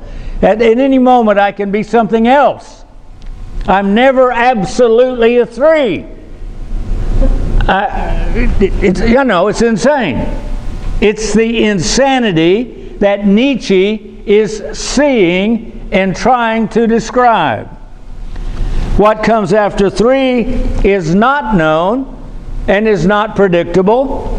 Nothing is now sacred, not what comes after 3, or even what 3 is in this moment. Why define anything? Each moment is free to be anything, any possibility. And in the next, free to change and be something else. Welcome to chaotic insanity. And that brings us to Nietzsche's madman. Nietzsche's madman saw the death of God in Western culture. It was not the death of a theistic God that drove him mad. He peered into the darkness and beheld the apocalyptic end, the death of truth itself in the Western Enlightenment world. The madman's madness came when he beheld the absolute darkness of the chaotic insanity that being left at the mercy of the mob. When believing dies, believing in truth dies. When believing in the truth dies, rational thinking ultimately dies as well. Rational thinking without believing in truth is impossible. You can't think without believing what you're thinking is true. A world of apocalyptic insanity ensues. This is the insanity that drove Nietzsche's madman insane. He saw it. This is the ultimate apocalyptic end of humanity. A world without God, a world without truth, a world without reason, a world with nothing sacred. It's a world with only one tree. We've talked about Philo, a philosopher and scientist in the first century. that as a philosopher examined the rationalism coming out of the science of Mesopotamia that had become the science of the Roman Empire, the rationalism. Let's talk then about Philo's paradigm shift. The paradigm of science is depending upon that epistemic assumption that human knowability is limited to the knowledge available only from the five senses. That's the paradigm of a rationalistic world. Human knowability is limited to only knowing the empirical world. Its paradigm is also dependent on the ontological assumption that only that which is knowable by our five senses in fact exists. So, what we can know is only that which our five senses, our detectors, can detect. And nothing else exists if our detectors can't detect it. How's that for a circular box? Nothing else exists outside human by the five senses. Nothing.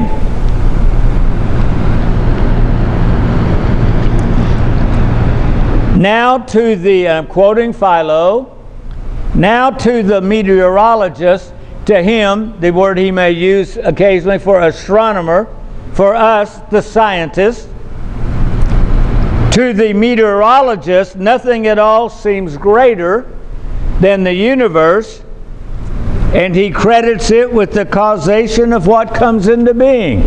To the scientist, there's nothing but a physical world, and science credits the physical world for being the cause of everything that is.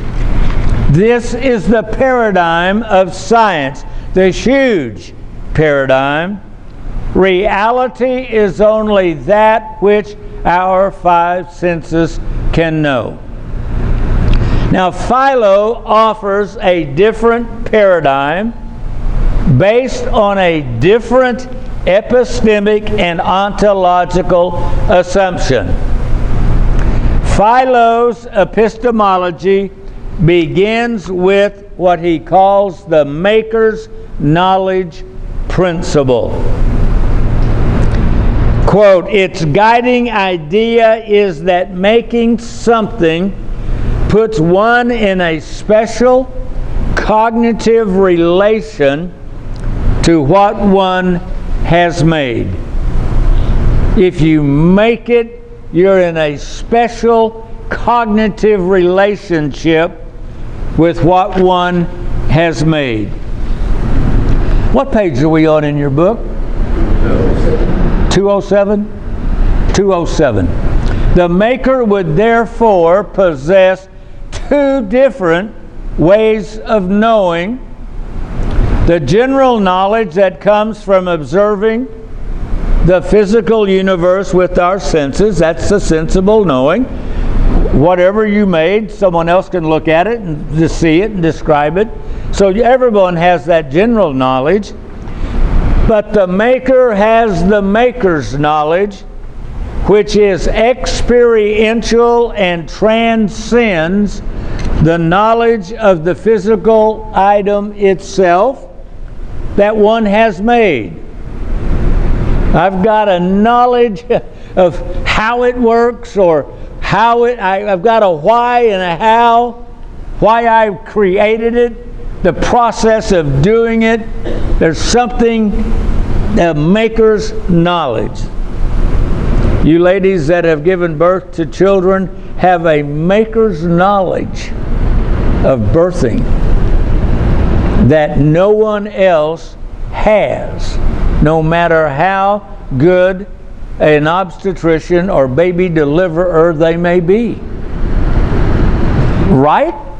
You know something about birthing a baby that someone that hasn't birthed a baby doesn't know. That doesn't mean a non-birthing person can't be a good doctor and a good birthing deliverer. I don't mean that at all. It's just there's two different kinds of knowing. There is a maker's knowledge of something.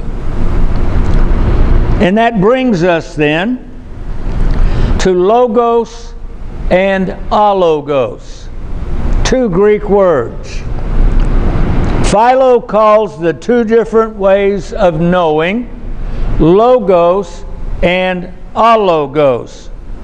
And I've put it on the board. Is this in the way? Can you see what's written on the board? We have cognitive awareness and we have sensory cognition. Sensory cognition is what we get from the five senses. Our cognitive awareness is what we've been talking about as that second way of knowing, the second tree that's in the garden that we've talked about since the beginning of our sessions together. Cognitive awareness. In the Greek, the word logos, Philo uses the word, as does other philosophers, logos to regard and use to mean cognitive awareness, and uses the word alogos for the sensory, the five senses.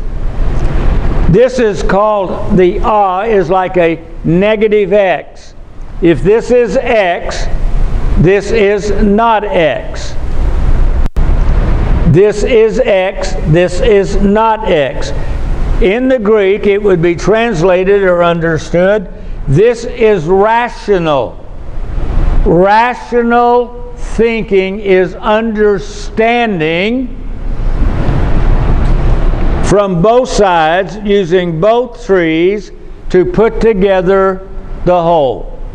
My cognitive awareness is my rational operation based on the information of my sensory perceptors, as well as information that I am cognitively aware of, not picked up by my sensors. It's the rational side. This would be non-rational. That's known from, because you don't have to think. We don't have to think that I'm seeing. I open our eyes and we see. You don't have to stop and think when you're touching a hot item on a hot pan on the stove without the pad. There's no thinking involved. It's non-thinking. It's non-rational. You see the use of the two words in Greek. This one has to do with cognitive, where you're thinking, meditating, and begin to connect the dots, and illumination takes place, intuition is involved, etc. With alogos, it's just the senses. Taste, I can taste it. I don't have to think, I just taste. It's there, etc. Philo does not use the terms as mutually contradictory. Alogos is not irrational, but non-rational. Our rational and non-rational ways of knowing are a tandem working in harmony. Divided by the nose, I'm using his illustrations. The human body is a duality of parallel body parts. Cut yourself right down the middle. 2 eyes, 2 ears, 2 nostrils, ears, arms, hands, legs, and feet. The two sides are a duality working together as a whole. Likewise, as for the body, so also for knowing the two parts. There are two forms of knowing. There is one in nature, by which things in the sense perceptible world are analyzed, and the other is found in those forms which are called incorporeal, bodiless, by which things of the intelligible, knowable, invisible world are analyzed, which by an effort surpasses the forms of sense perception and is united in essence with the invisible. This is Philo speaking as a philosopher in the 1st century A.D. as he was offering a metaphysical, epistemic objection to the scientific belief that there was only human knowledge based on the 5 senses. Reality, which is a whole comprised of both the visible and invisible, Philo believed that, is knowable in both its dimensions. Human knowability includes the ability to know both the visible and the invisible. Our duality of knowing unites each of the ways in one operation and in the same work, bringing together and assembling what is comprehensively. We take it all in, the visible and the invisible. Remember when we put the fingers up and we're looking through? The visible and simultaneously. We put it together and we see it without knowing we're seeing it, because we're seeing it with the physical eyes. But with our cognitive eyes, we're seeing there's a whole, and there's the visible and the invisible. And we see it and understand it as a whole, which it actually is. Now, it is not only the parts of the body that one sees in his metaphor. Cut us down, you got the 2 eyes, 2 ears, etc., arms, legs, etc. It is not only the body that one sees thus connected and paired, separated in union, united in division. So we're separated and yet a union. And we're also then united by being separate in the bodily parts. But in that human capability of knowing, there are 2 ways of knowing. That is the logos and the alogos. There are 2, just like you've got 2 sides to a physical body that works in harmony together. We have 2 ways of knowing, the logos and the alogos working in tandem together. Philo's point is that logos and alogos are mutually compatible and complementary ways of knowing. Do we understand that what Philo is saying is different from what science says when it says you can only know with your 5 senses? Scientific information is a statement based on the 5 senses. In that function, science is good.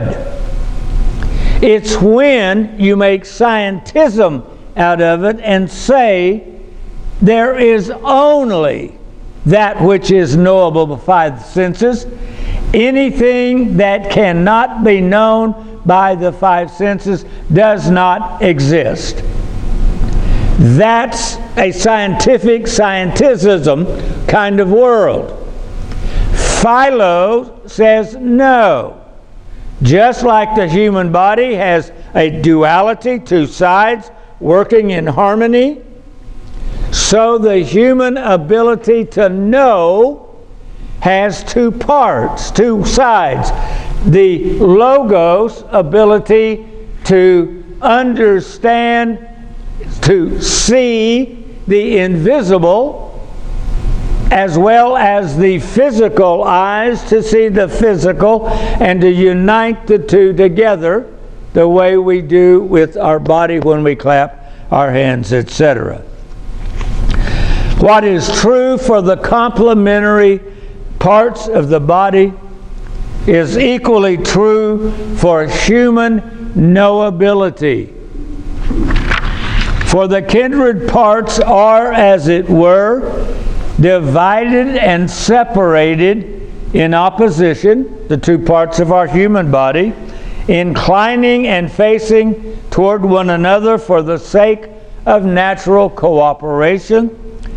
For the Creator of life so divided it for the sake of use, in order that one part might be concerned with another stuff, if you will, and that they might mutually serve one another by exchanging necessary services.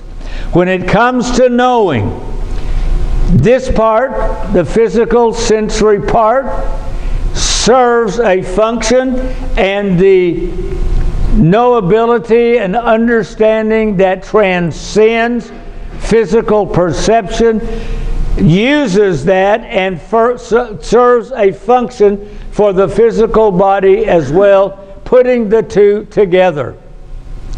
Putting the two together, exchanging necessary services. We dealt with this a lot in our seminar several years ago on Paradise Has Two Trees. You can go there to get a full discussion of all of this, or if you wish, you could just go directly to The Master and His Emissary by Ian McGilchrist, a scientist, massive book discussing neuroscience, contemporary neuroscience, and the reality of contemporary science on the brain, and the difference of the left side and the right side, and how when you let them work together, you've got logos and alogos, and you can separate them, and the scientists can separate a human brain. I don't know how they do it, and they can just ask it a question, a human being a question, and only one side get to answer the question, and you'll get a different answer if you ask the right side, the other side to give the answer. And then if you just ask a person without either side being connected differently, you get it combined together as well. Unbelievable what's going on, but one part of science doesn't talk to the other part of science. They're so divided, everybody's got their own little world and their own little paradigm that they're working. Anyway, I must hurry. That's just my way of saying we need to know what's at stake. When somebody says there is nothing else beyond the physical universe, if that is true, then welcome to Nietzsche's insanity, eventually, that there is no truth of anything, because you can just decide who you are and what you want to be at any moment. Reality is just absolutely incorrect.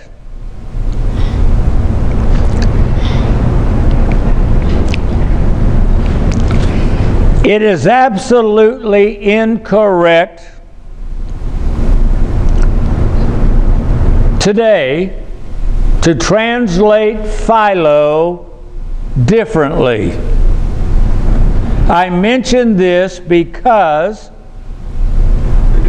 one of the easiest accessible example of Philo in English is the Loeb Classical Edition from Harvard University. Passages were translated, books of his, and there's about this many of them, books of Philo being translated into English. And the passage we've quoted was translated in 1953.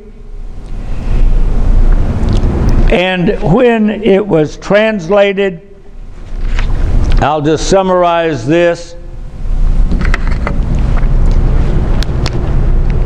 This Greek understanding was completely reversed. Western culture is based on the scientific, empirical thinking of the Chaldeans that became the scientific thinking of Aristotle and the Greeks, that became the scientific thinking then of Western Europe in the Enlightenment that has now encircled the globe. In 1953, when these passages were translated out of Philo, and it's because you have the Greek on one side and you have the English translation on the other, that if you know these two words in the Greek, you can go say, I want to see what that says. In that English translation, sensory cognition a logos ends up moving over here and is translated irrational in English. And rational, which had been your cognitive awareness, is now shifted over here and translates a logos. The exact opposite of what Philo said, and changing it from non-rational to irrational. Irrational is a value judgment of worthlessness. It's gone, worthless. Got it? That's what's happening here in this, and it's called scholastic rationalism in your notes. I'm just kind of jumping ahead through this. The tendency to use irrational instead of non-rational reveals the dominance of scholastic rationalism in Western culture and betrays the hidden agenda of redefining a reality, claustrophobic singularity. Only that which is knowable by my five senses is real. If reality is only a rational singularity, then only one way of knowing is needed to know it. Therefore, a non-rational way of knowing would be unnecessary and superfluous. In a singularity, all knowing is restricted to a single way of knowing. In a rationalistic world, any other way of knowing which is outside the accepted rational singularity of reality is not a non-rational, but is now an irrational way of thinking. You're being irrational. There's nothing beyond your senses. What do you mean talking about God? What do you mean talking about the invisible? It doesn't exist. You're being irrational. I'm being rational when I tell you there's nothing beyond what your five senses know. You're irrational for being stupid enough to think there's anything outside your five senses. Do you see how irrational implies that? Well, You're in your school system and you're being taught that. What do you think you're going to do? Stand and defend? And have the whole classroom mock you? We absorb this message every single day without even knowing we are absorbing it. There's nothing outside our five senses is the message we are bombarded with daily and continually.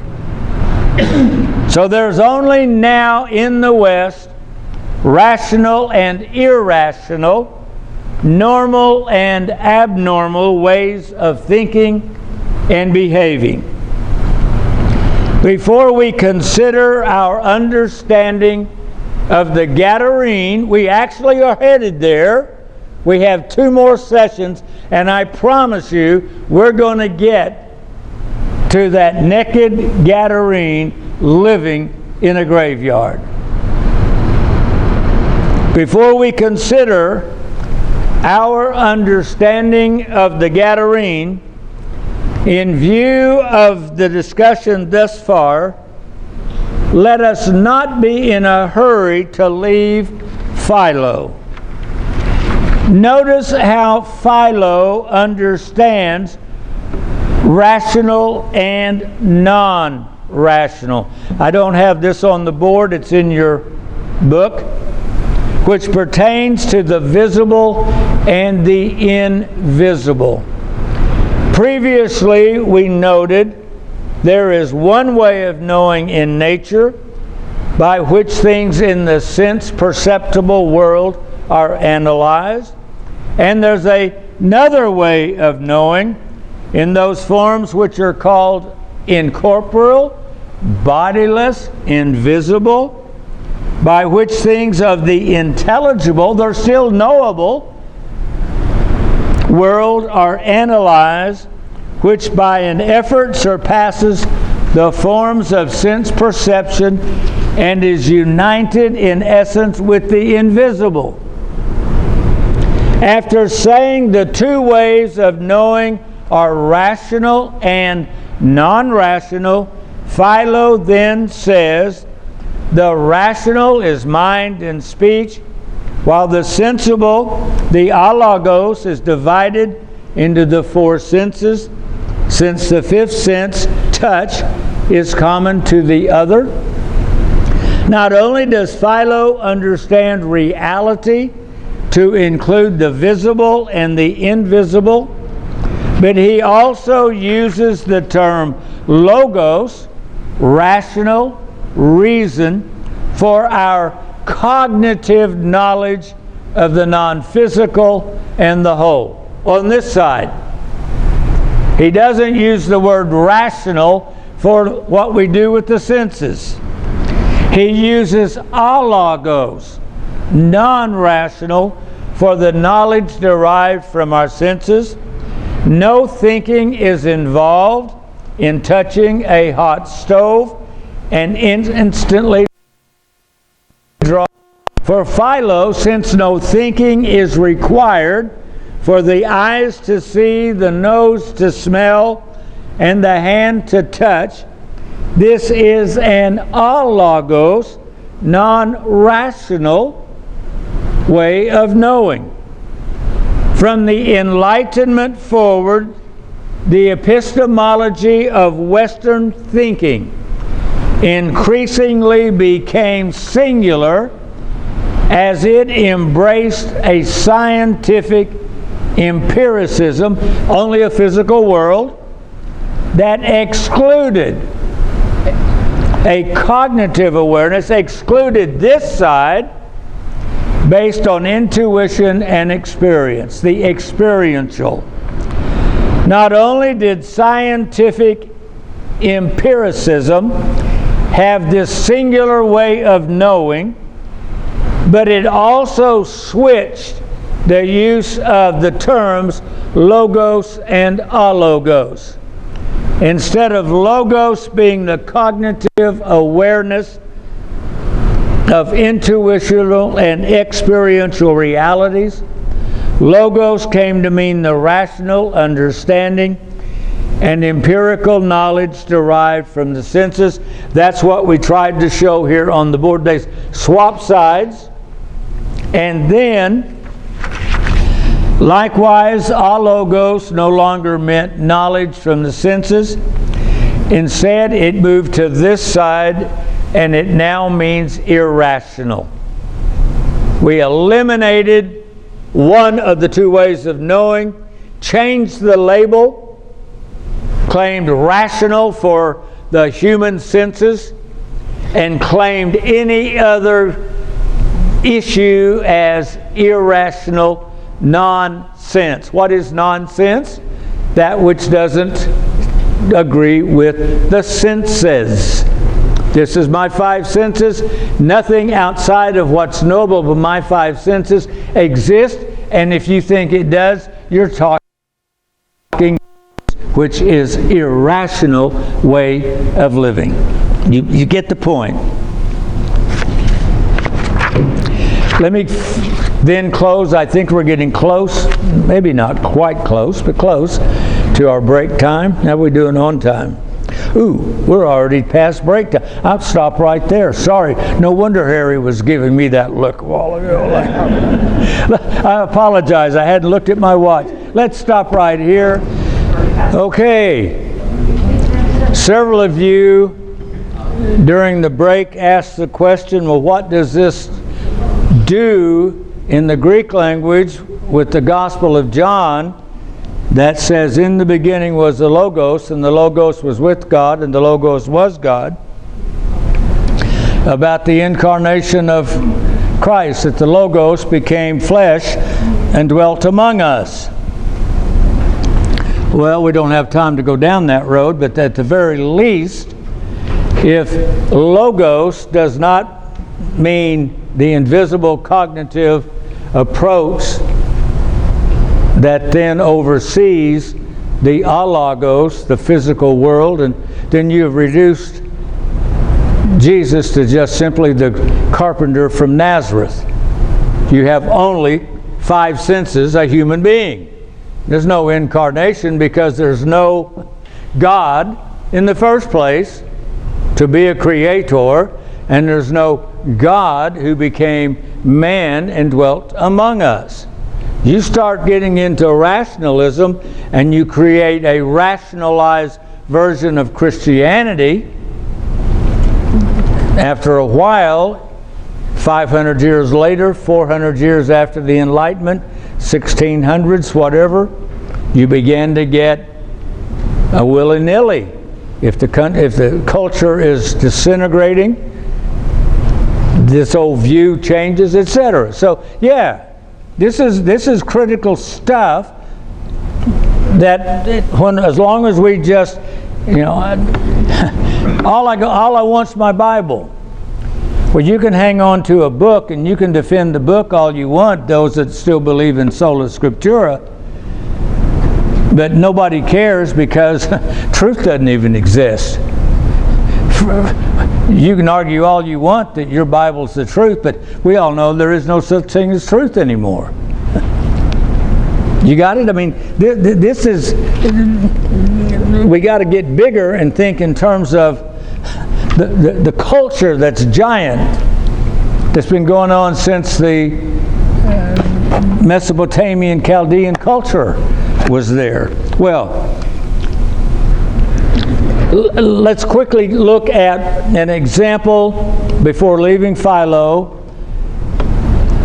of just the insanity that happens inside translating Philo incorrectly, let alone the insanity that happens inside Christian theology when you translate Logos incorrectly.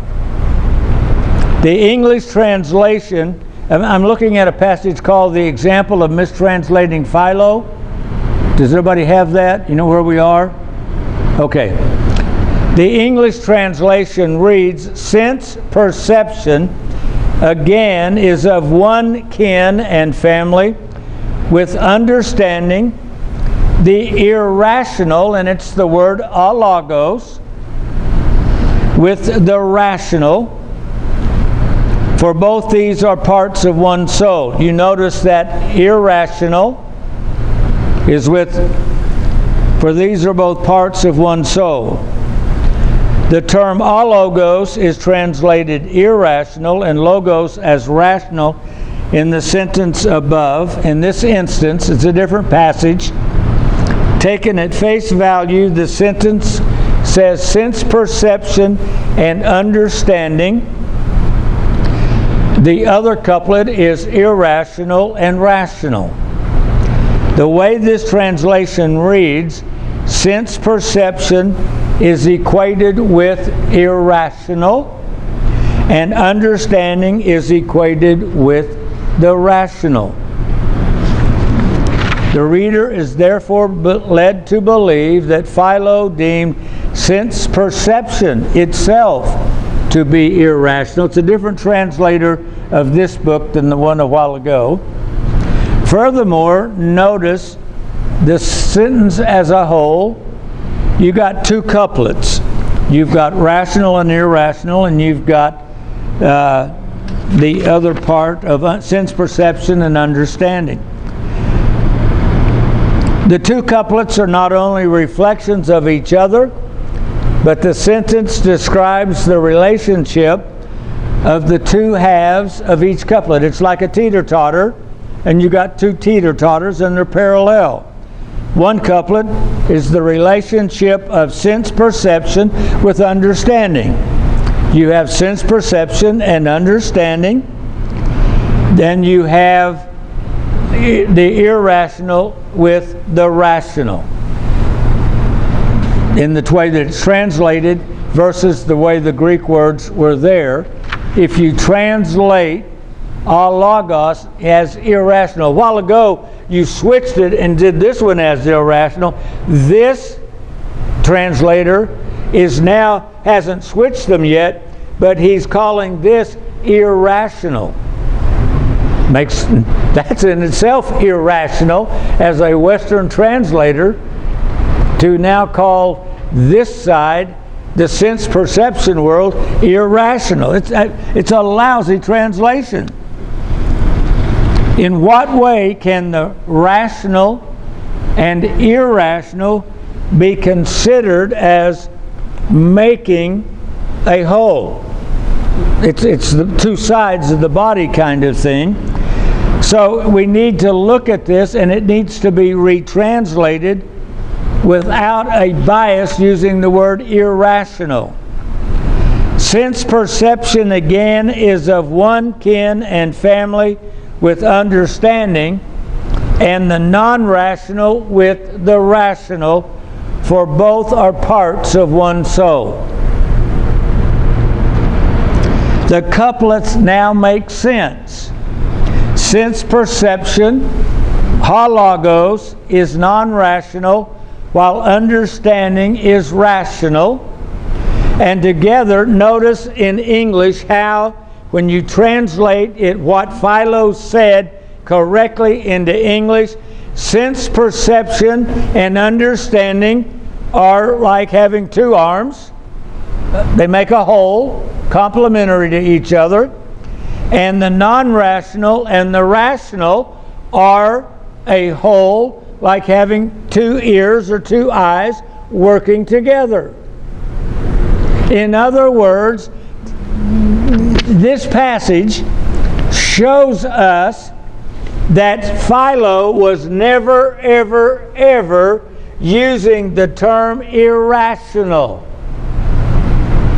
He only used the term rational for here and non-rational for here. This other translator uses rational in the right place, but he introduces irrational over here, which makes no sense to the structure, because Philo was not saying this cancels that. Got two eyes, two ears, two arms, two legs, 2 feet. You complement each other and work together. He's saying we have two ways of knowing. Forget the Greek. Just know one is cognitive awareness, intuition, if you will, insight, illumination, aha, eureka, which means I see it, I found it. When that moment of intuition came to, who was it? Archimedes, that is the one that supposedly said that. There are two ways of knowing.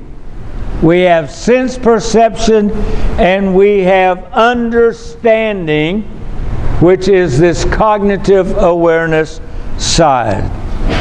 For Philo, logos is the means by which humans perceive and know that which is invisibly present. The alogos is the non-rational way of knowing produced by the five senses, by which we know the visible portion of the world. There's two trees. Mankind has two trees, and Adam chose to live and create a world with only one tree. And human culture, 10,000 years later, still operates with only one tree, and anything else eventually is deemed irrational, stupid, impossible, and insane. For Philo, reality is the duality of the simultaneously interpenetrated and invisible. Not just the physical, but the visible and invisible. Human knowability is likewise a duality, with both the visible and the invisible are knowable. They're knowable. That which is knowable by the senses, Philo calls alogos. That which is knowable by cognitive awareness, the invisible, Philo calls the logos. If alogos, that which is known by the senses, is to be translated irrational, as one person did for Philo, then for Philo, it's irrational to reduce reality to a singularity, to restrict knowing to only what we know by the five. Okay. It is irrational to live and think we can only have our five senses by which to know the world we live in. In terms of the story of the naked man in the graveyard, it is mankind living only according to our senses that is irrationally out of its mind. It wasn't the Gadarene was in a graveyard out of his mind, and he begins to be a metaphor then for the whole world of humanity being out of our minds if we only have one way of living. It is mankind that is out of its mind. It is mankind that has gone mad. It is an irrational world that judges those making use of both their senses and their cognitive awareness, judges them as being the crazy ones, the irrational ones. Mysticogically, the naked Gadarene and Nietzsche's madman both visibly reveal the invisible ontological nature and identity of their cultures. The cultures they lived in is being identified in their craziness or in their madness. Their culture has become an irrational identity created by their senses as the only way of thinking. I passed out some papers for you when we had our break. They are not in your book. Those of you watching online, at some point they will be added. If you purchase one that before we got this finished, I apologize to you, but they will be added.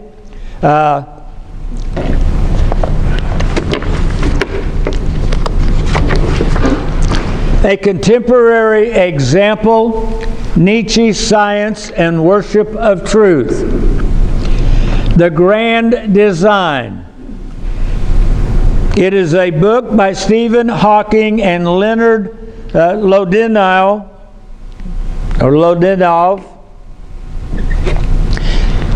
The Grand Design. Creation myths all attempt to answer these questions. Why is there a universe? And why is the universe the way it is? Why is there something rather than nothing? Why do we exist? Why this particular set of laws of nature and not some other? These are all quotes out of the book. Some would claim the answer to these questions is that there is a God who chose to create the universe that way.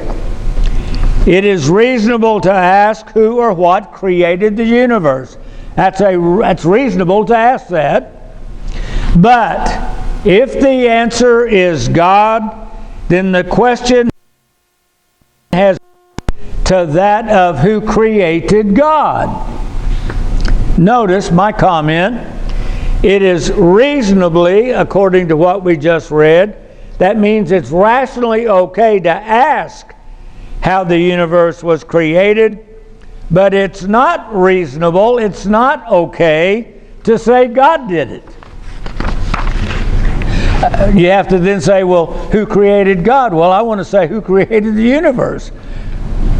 Where did the stuff come from? They don't ask that question of themselves, of course. According to the idea of model-dependent realism, which they've discussed in the book, our brains interpret the input from our sensory organs by making a model of the outside world. That's what Thomas Kuhn said last week in our discussion of him. We form mental concepts of our home, trees, other people, the electricity that flows from wall sockets, atoms, molecules, and other universes. These mental concepts are the only reality we can know. Wow, there it is. We can only know that which our five senses lets us know. I didn't invent any of this conversation. Here it is. When the leading scientist, well, Hawkins died several years ago now. There is no model-dependent test of reality. It follows that a well-constructed model creates a reality of its own. You can recall our discussion of mythology of ancient Mesopotamia, a vague memory of mankind's interaction. Remember when we were discussing the origin of the creation myths that were found, plus the issue of the authenticity of Genesis? A vague memory of mankind's interaction with the Creator, the memory of that first farmer being Adam, led to the idea of gods and goddesses. These ideas, these are my comments, by the way, these ideas eventually were visualized and likened to familiar visible things. They saw men, women, birds, and animals, and so they could liken their deities to these kinds of things. And these visualized ideas led to creating visible objects to depict the visible idea. I've got an idea that God is an eagle, because we have seen eagles, and that's the highest, biggest bird, most powerful bird we know, so I'll make that God's got to be like the eagle. That's an idea. An eagle is over here. He's not that eagle, but that becomes my idea, an eagle.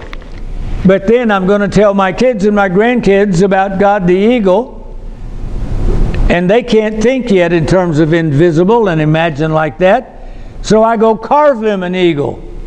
And here's the eagle, and I say, this is God. This is like God.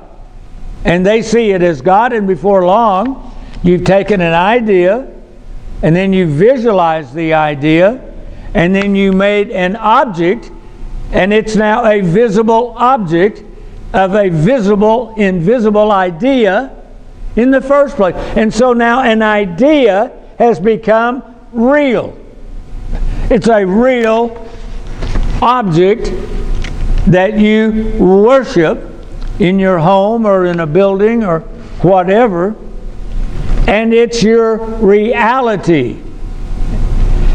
Idea imagined as an object, some way it has to have a word for it. You can't invent a non-word for something and ask me to imagine it. Blick, gobble gob. What? There's no content. And so you take an idea, visualize it as some kind of object, give it a word at least, the name, and then at some point you make the visible object, and that which was an idea has now become a physical object itself and takes the place of an idea. I remember when I was in seminary, I guess I was fed up to here with all the rational theology. And I remember writing something like, how grand education, eschewing obfuscation. I had to look up those two big words because that makes obscure what they're trying to explain. Reality, how absurd. 4 letters make a bird. B-I-R-D, right? I never have to ever see a bird in the flesh. I now have a B-I-R-D. I've got a word that now becomes my reality, and because it's in a book, it's got to be true. And because I'm learning it at seminary, it's got to be divine truth. What's the difference in that and that pagan having an idea, visualizing it as an eagle, and eventually object? We make a physical object, B-I-R-D, and we can put that physical object in a dictionary, a book filled with physical objects, all representing an object somewhere that no longer has to be present at all. We can laugh at those dumb pagans thinking they worshiped an idol. We just read, what was it that was there? It becomes our reality. Mental concepts, ideas, 4 letters, concepts, some word, what they call it, model-dependent realism. Wow, what a pagan deity that is.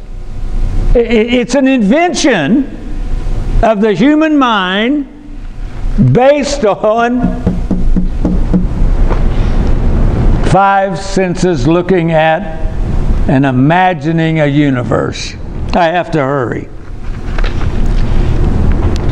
According to the idea of model-dependent realism, our brains interpret the input from our sensory organs by making a model of the outside world. By the way, if you were to work your way through this massive book, McGilchrist takes on this whole kind of epistemological thinking and shows that it doesn't agree with neuroscience one bit. But this is the science in a different laboratory on a different part of the college campus, and this is the one that we now go to if we want to know about who created the universe.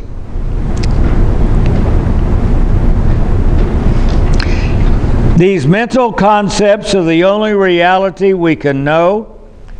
There is no independent test of reality. It follows that a well-constructed model creates a reality of its own. I've got it all there, the visualized. The bottom of page 4 on the sheet I handed out, from the passage quoted above, from Grand Design by Hawking and Lodenov, it is obvious contemporary scientific thinking uses the same paradigm for its rational thinking as the ancient myth makers used for their myth making. It's the same. They had an idea, they created a physical object. The scientific myth makers have an idea and they create an object. What do they call it? Model dependent, whatever. Some kind of concept that we're now supposed to visualize. And to help you visualize it, the book's got pictures. That's a visible object. You can objectify the invisible concept. It's the same paradigm. So you can transmit it to somebody else. You try to make visible an idea that's invisible in the first place. Our brains interpret sensory information and form a concept, an idea. It gives a name to the idea. These are names: home, trees, people, electricity, atoms. I've never seen one. Molecules. I've seen pictures of a diagram that tells me what they... you see, we objectify an idea.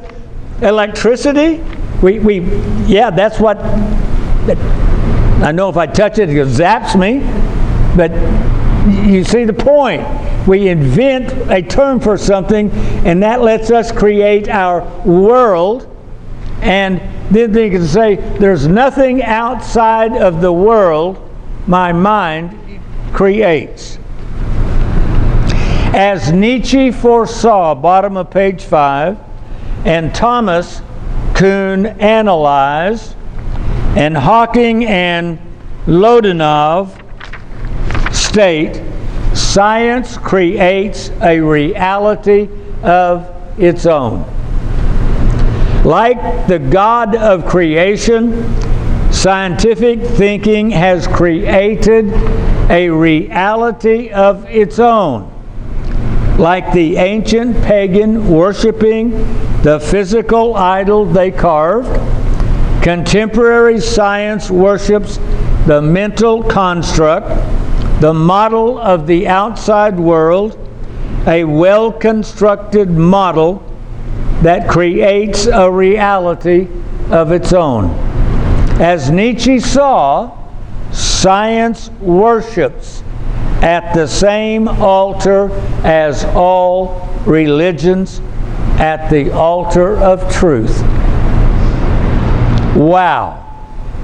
By the way, the title of Hawking and Milodenov's book, Grand Design, refers to a scientific theory which believes, quote, the cosmos does not have just a single existence or history, but rather that every possible history of the universe exists simultaneously. Every possibility, it seems, except in the beginning, God. I believe in one God, the Father Almighty, maker of heaven and earth, and of all things visible and invisible. Well, I'm not beating up on science. I am questioning scientism. I am questioning the books that are written by well-recognized the experts in their field of theoretical cosmology and quantum physics and so forth, who says there's nothing outside what the human mind creates. There's nothing, there's no other way of knowing. And I just want to say, yes, there is. We choose to live in a world with only one tree. It is a choice mankind has made again and again, ever since Adam chose that one tree by which to live and base his life on. Well, this completes finally chapter 8? This is chapter 8. We will do chapter 9 and chapter 10. They're short, and we'll do both next week, and that will then, in our last session, our 10th session together, we'll be able to complete the end of the book. So thank you for being part of this journey. This was some heavy stuff, I know. You saw me begin to talk about the Gadarene and Gadarene, and we'll do more so, I promise you, in the coming 2 sessions together. Thank you. Be safe going home. We'll do it again next week. Thank you.